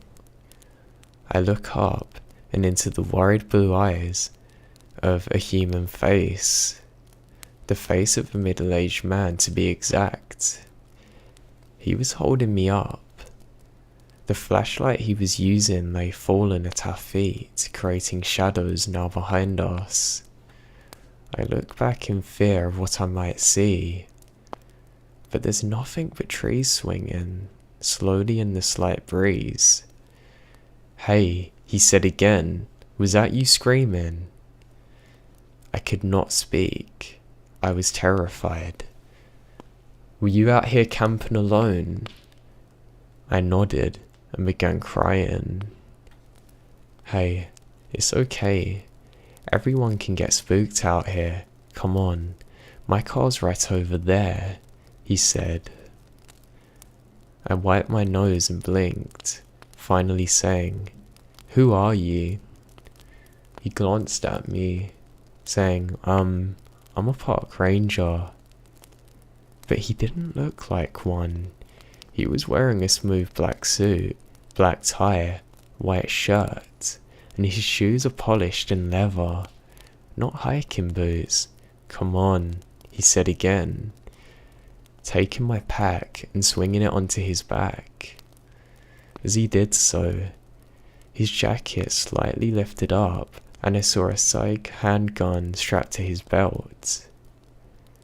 Okay, I said, looking back behind me. How did you find me? He now shrugged and said, good hearing. We entered the small clearing and saw a matte black SUV with tinted windows, headlights flaring, engine and idle, parked in the middle of it. He popped the trunk, threw my bag in. I climbed to the passenger's side seat. He climbed into the driver's seat, saying, where do I need to be taken? I told him the lot number and we're on our way. After a few moments, he flipped the cubby in between us and pulls out a bag. Corn nuts, he said, holding the bag up to me. I took it gratefully and began chomping away. So you're a ranger? He looked at me, then back to the road. I stare at him transfixed. He looked exhausted. His wood-coloured hair almost seemed like he'd been out here for too long. The SUV jerked to a sudden stop, and he let out a slow, low breath. His eyes narrowed and looks at me, then back at the dirt trail in front. I follow his gaze, feeling fear returning once again inside me. And there, in the middle of the road, was me. The me that was not me. Its limbs hung loosely as though they're broken, and a sickly smile appears on his face. It waved. The man looked back at me, then back at the thing that was not me, then at me. I met his gaze. I do not get paid enough for this, he muttered, before slamming on the accelerator towards the thing. We both felt the impact. The car bounced over the body, and he kept on driving. But around us, in between the cars, in the darkness, laughter boils up. A maniacal and persistent laughter. We reached the lot in silence, bathed in the first light of the sun. The man beside me seemed to be in deep thought, distracted. I was still scared, but hopeful that whatever that thing was is now dead, crushed. The SUV comes to a slow stop, and the man pops a trunk and hops out. He now walks to the back and grabs my pack as I jumped out, handing it to me. I then take it, thanking him for everything. No problem, he said, all in a day or night's work. And his lips quiver as though he's about to smile. I turned to leave, but he spoke up again. Hey, if you ever want to talk about what you saw, just call me. He gave me a card. I took it and looked down. It was matte black and only had a single number written on it. There's no area code. I began, but I heard the door slam and look up. He's already back in his car, waving and speeding away, back towards where he come from, towards that thing. I shoved the card in my pocket, climbing my card, breathing a sigh of relief. Now, I still haven't told anyone about what happened, even when they asked me why I refused to go camping again. Now every so often, I pull out the card, my fingers lingering over my phone, wondering if I should ever call, wondering who the man was, and if he'd really be able to explain or make sense of any of this to me.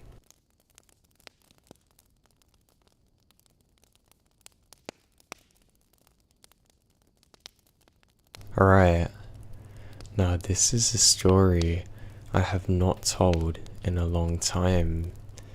It happened to me October, 6 years ago. I've told 4 or 5 people since then. No one believed me. I decided to stop talking about it when someone filed an anonymous tip to the school psychologist. That was 4 years ago. I've had a lot of time to think about it since then, and I think I'm finally ready to post my story.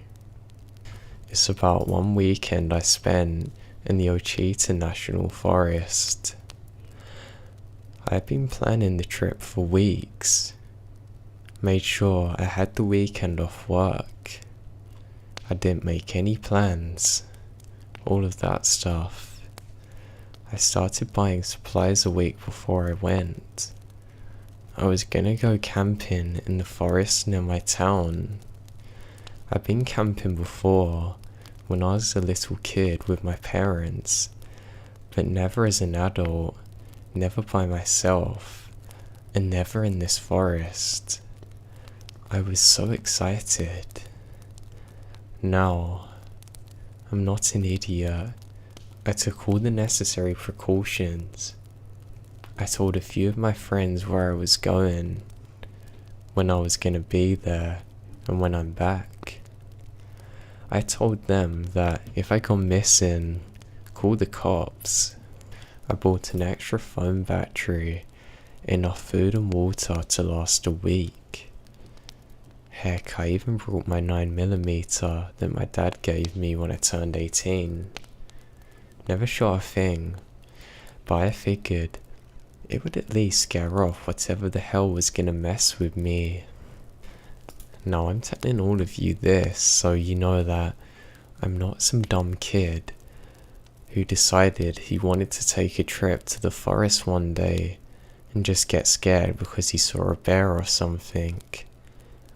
I knew exactly what I was getting myself into. I was prepared. Just not, well, for this. Alright, enough backstory. I'll get on with it. I left around 6 in the morning. It's an hour drive from my place, so I was expecting to get there around 7. Ended up getting there at 7:30. I didn't mind. It was a lovely day. Not a cloud in the sky.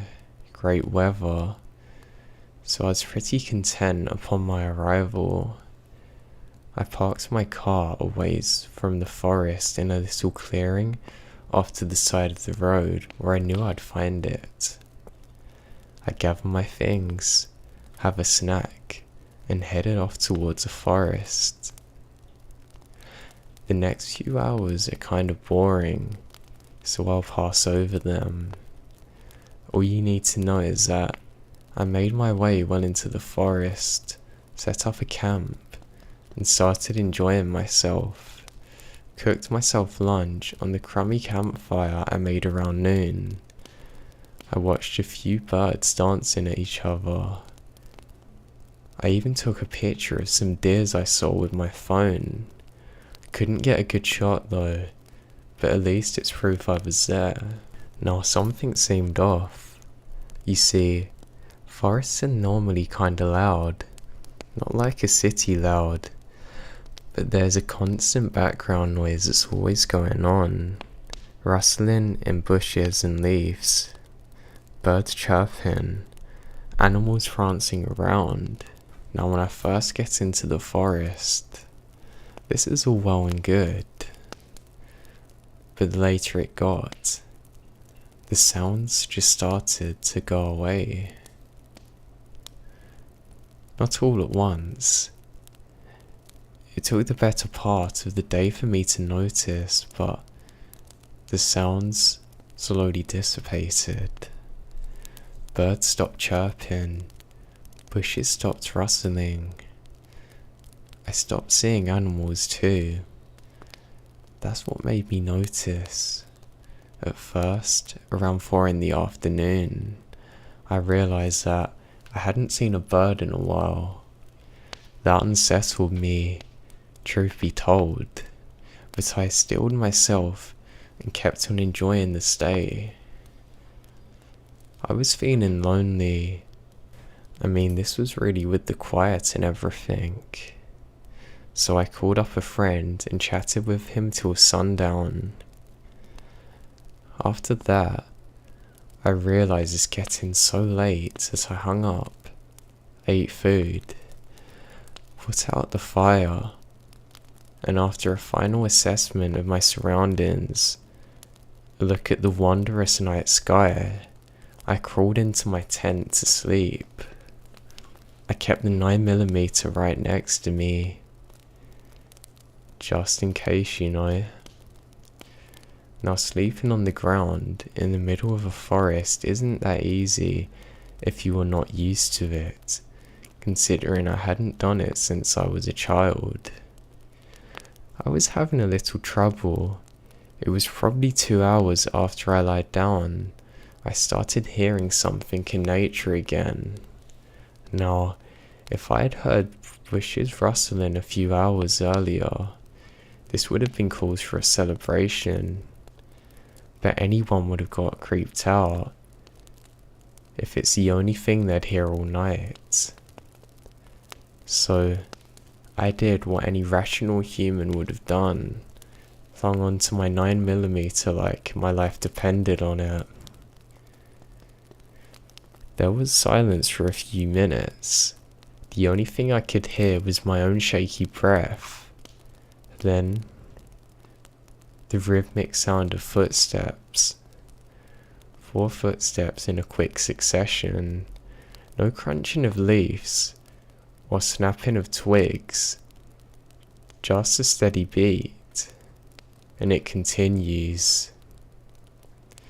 It was getting louder. Close to my tent. Now I tried to peer through the fabric that separated me from nature, but I can't make out even a silhouette. I clutched a rifle harder, scared as any person would be. I remembered being sure that I would be safe though. Even bears will rarely attack camps unprovoked. But that natural human fear, that was overbearing, really making my mind begin to wander, and my hands shake. It stopped now, close to my tent, just outside of it. I could feel its presence near me. It was totally silent. I know it could have been a bear. It would be sniffing the tent right now if it were though. I knew it wasn't. I doubted it as a deer. They don't come out at night. Perhaps a wolf. They normally travel in packs. Even if it were a lone wolf, it wouldn't be a threat until I heard growling. But I hear nothing, just silence. And then it screeched. That's how I knew it was something that I'd never seen before. Nothing makes that kind of sound. It was like a sort of cross between a bird and a human, like the stuff you see in horror movies that possess people with their heads backwards make. That's when I let the fear take over. I fired the gun in its direction. Oh dear God, what a mistake. It screeched again and scratched at the tent, tearing through the fabric, leaving a huge gash in the side. That was my first look at it, if you could call it a look. I barely saw a silhouette through the hole in my tent, but I did see its long arms shredding the side of my tent. It was trying to get me. I fired the rifle again. I must have missed because it didn't even flinch. That was when the flight reflex took over. Now, I only wanted to run. I turned around and fiddled with the opening of the tent, trying to keep my eye on the beast attacking me, but also trying to secure my escape as fast as I possibly could. I did it. I dove out of the tent, break into a full sprint. Behind me, I hear the thing still tearing into my tent. I thought maybe it mistook its enemy or prey for the tent and not me. The relief did not last long.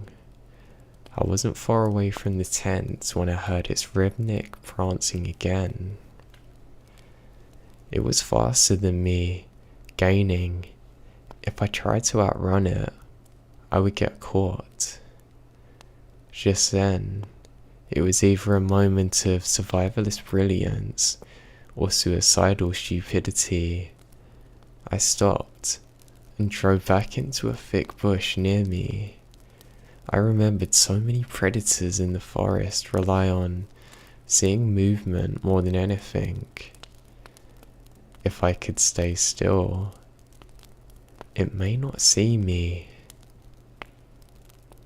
The best decision of my life. It ran past me, stopping in the same place where I stopped. I didn't notice before I hid, but the spot just under an opening in the trees. A pillar of light penetrated the oppressive darkness in the moonlight.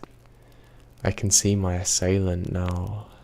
It was pale, made even more so by the white of the moonlight, and that it's hairless. Thin, like it hadn't eaten in weeks. I wanted to say it looked almost human, but comparing it to the type is wrong. Its back is hunched over, making it look bigger than any human. It stands on all fours in a way that no person could. Its long legs are bent in a weird grotesque fashion that resembled a frog ready to leap. It circled around silently searching for me. I thought it was about to give up, but it threw its horrendous back upwards, straightened its legs, like a person. A horrific person. And then it looked at me. I saw it. I know it saw me. Nothing looks at you without seeing you. Not in the way this did, at least. I clutched the rifle close to my chest, terrified to use it or move. I now closed my eyes, awaiting the end.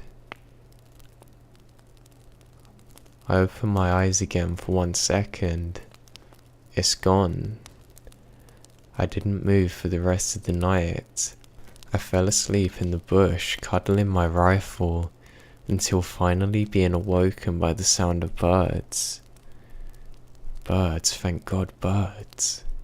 It was already daylight the next morning. I slowly stood up, waving my rifle to support me. I stumbled back to the camp to find my things mostly as I left them. My tent was unsalvageable, but I retrieved my backpack. Now for the entire trek back. I didn't stop looking around for that thing. I didn't let the gun leave my hands either. It wasn't until I got back that I finally relaxed. This was 6 years ago. I haven't went camping since, nor will I.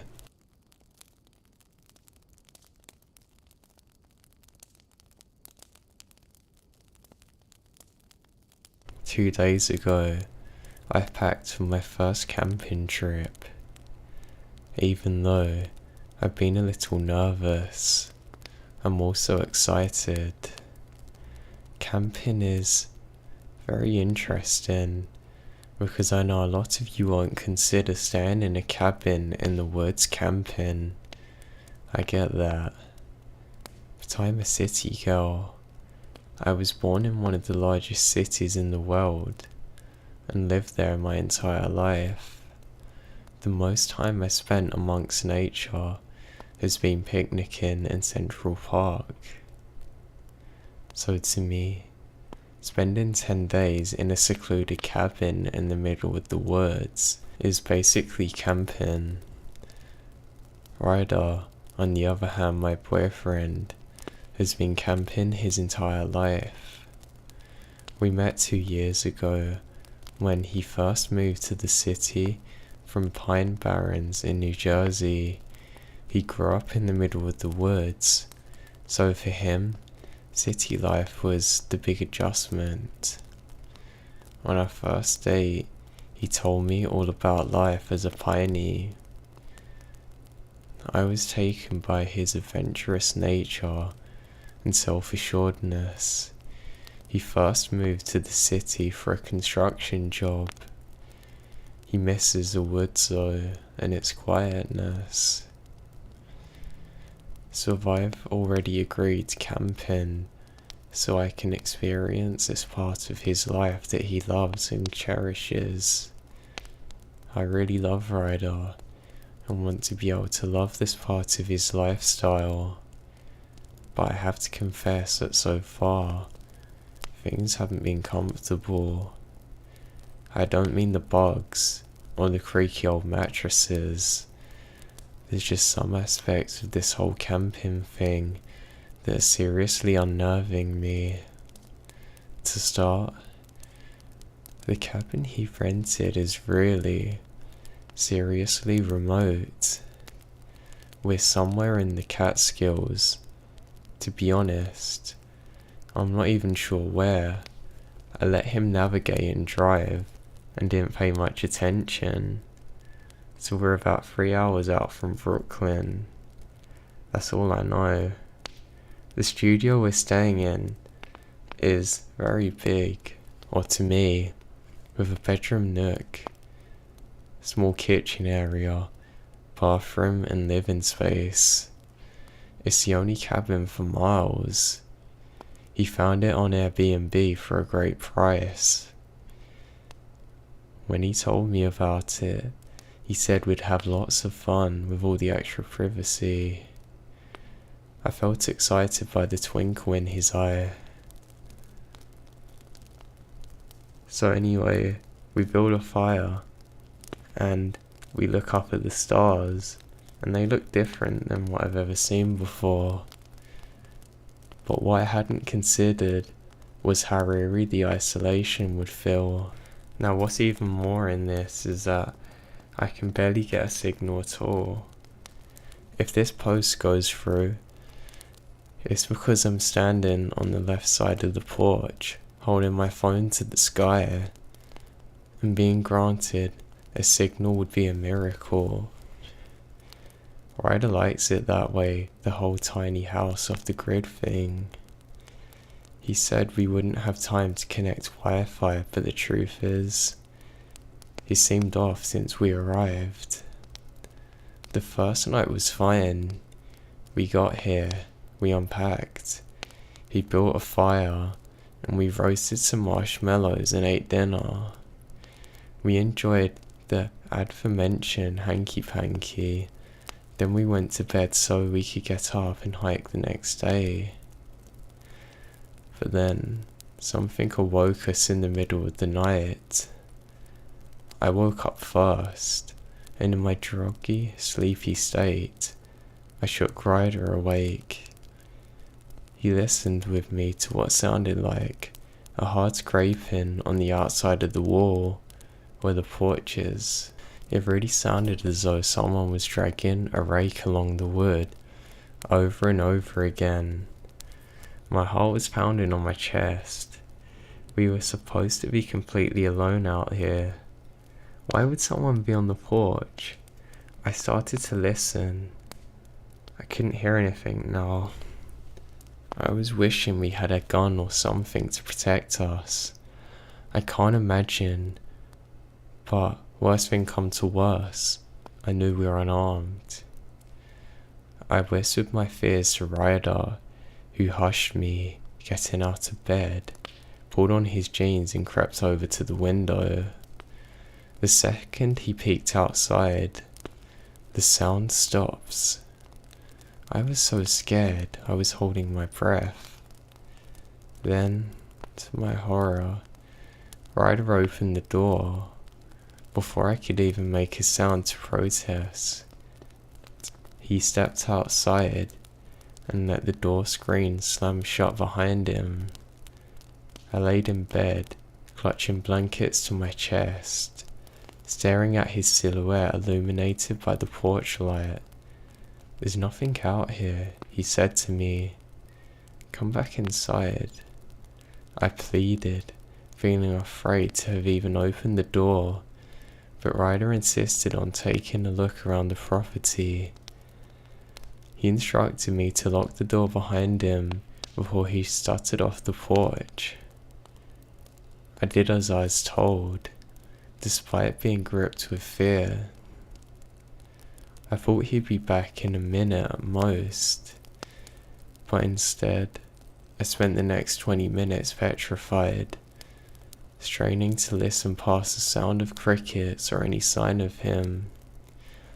I was afraid to look out the window or open the door. I know I sounded like a coward, and maybe I am, but please understand, I've never experienced anything like this before in my life. Finally, after the longest 20 minutes of my life, I heard him come up the steps and rap on the door. "It's me," he said, and although it sounded like him, there was a strange huskiness to his voice I did not recognize. I opened the door, and Ryder came inside, not bothering to glance at me as he shook his head. I locked the door and crawled in next to him. "Do you see anything?" "Obviously not. What do you think it was? Probably the wind or something." I laughed then, because the notion was so silly. I thought he was certainly joking, but the angry look on his face at the sound of my laugh clearly told me he wasn't. "You worry too much, you know that." He never spoke to me like this before, and his words honestly shocked me. I didn't know what to say. I felt so deeply wounded by his words. I understand that I might have been overreacting because I don't understand the wilderness, but I didn't think I was being that paranoid. I definitely didn't think my fearful reaction would invoke anger upon him. "I'm sorry." I tried to apologize, but he rolled over then. Unsure what else to say, I laid down and tried to sleep. He fell asleep rather quickly. I could tell from his deep, even weird breathing. I tossed and turned for about an hour, mind feeling nervous and uncomfortable. Finally, just as I drifted off, I heard another sound. At first I thought I was dreaming, but as I snapped awake, I realized it was a distant sound that seemed like it is coming from the woods behind our cabin. It took me a minute to recognize it as a voice, repeating the same thing over and over. I couldn't make out what it was saying. I expected just for it to slowly stop or be the wind, but I heard the word stop. What I realized, though, sent shivers down my spine. The voice sounded eerily like Ryder's. Now it only happened about 3 times and then vanished. I was absolutely paralyzed. I didn't know what to do. I didn't want to wake up Ryder again because, one, I was terrified of him getting more angry. And what if he didn't believe me though, and thought I was being paranoid again? And 2, I was honestly really afraid now, and the thought of him going out again filled me with anxious thoughts of harm coming his way. I decided the best thing I could do was lie awake on guard, listen for danger, and if I heard something, concentrate, then awake Ryder. So I laid awake all night, playing Wi-Fi free games on my phone like Solitaire, fighting my tired eyes. At last, when the strings of dawn began to light the edges of the curtains, I allowed myself to drift to sleep. I woke up about 3 hours later to an empty cabin. I could see that Ryder has fixated on something and was making himself breakfast, toast and jam. The remnants set out on the kitchen table. I pulled on my coat and boots, not bothering to change out on my plaid pyjamas, stepping onto the porch.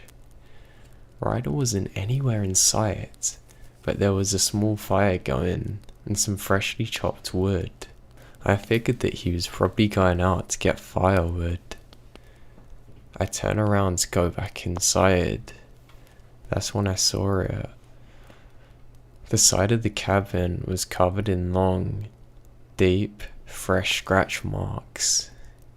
I don't know if I screamed or cried out, but suddenly I felt hands clutch my shoulders. I turned around ready to fight. It was only Ryder, who come up behind me. Crap. Did I scare you? He said, but his voice sounded teasing, but his face was stone and serious. Why didn't you wake me when you saw the scratch marks? What do you mean? He said. Now when I tell you that my stomach dropped in that moment, I'm not kidding. I felt a chill go through me.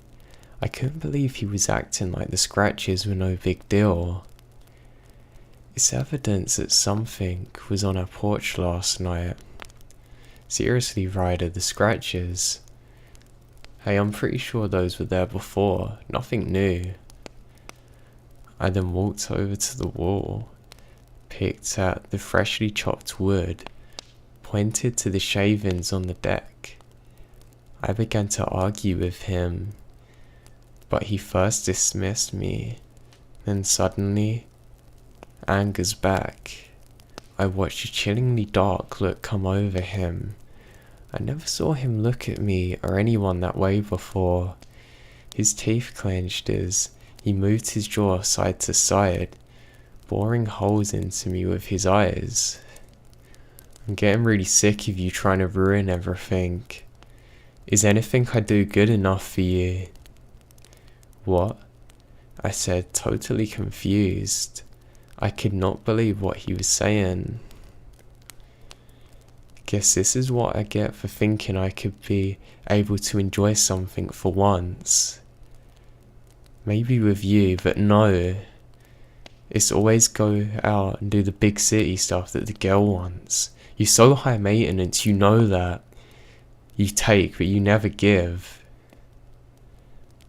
Once again, I was deeply wounded by his words.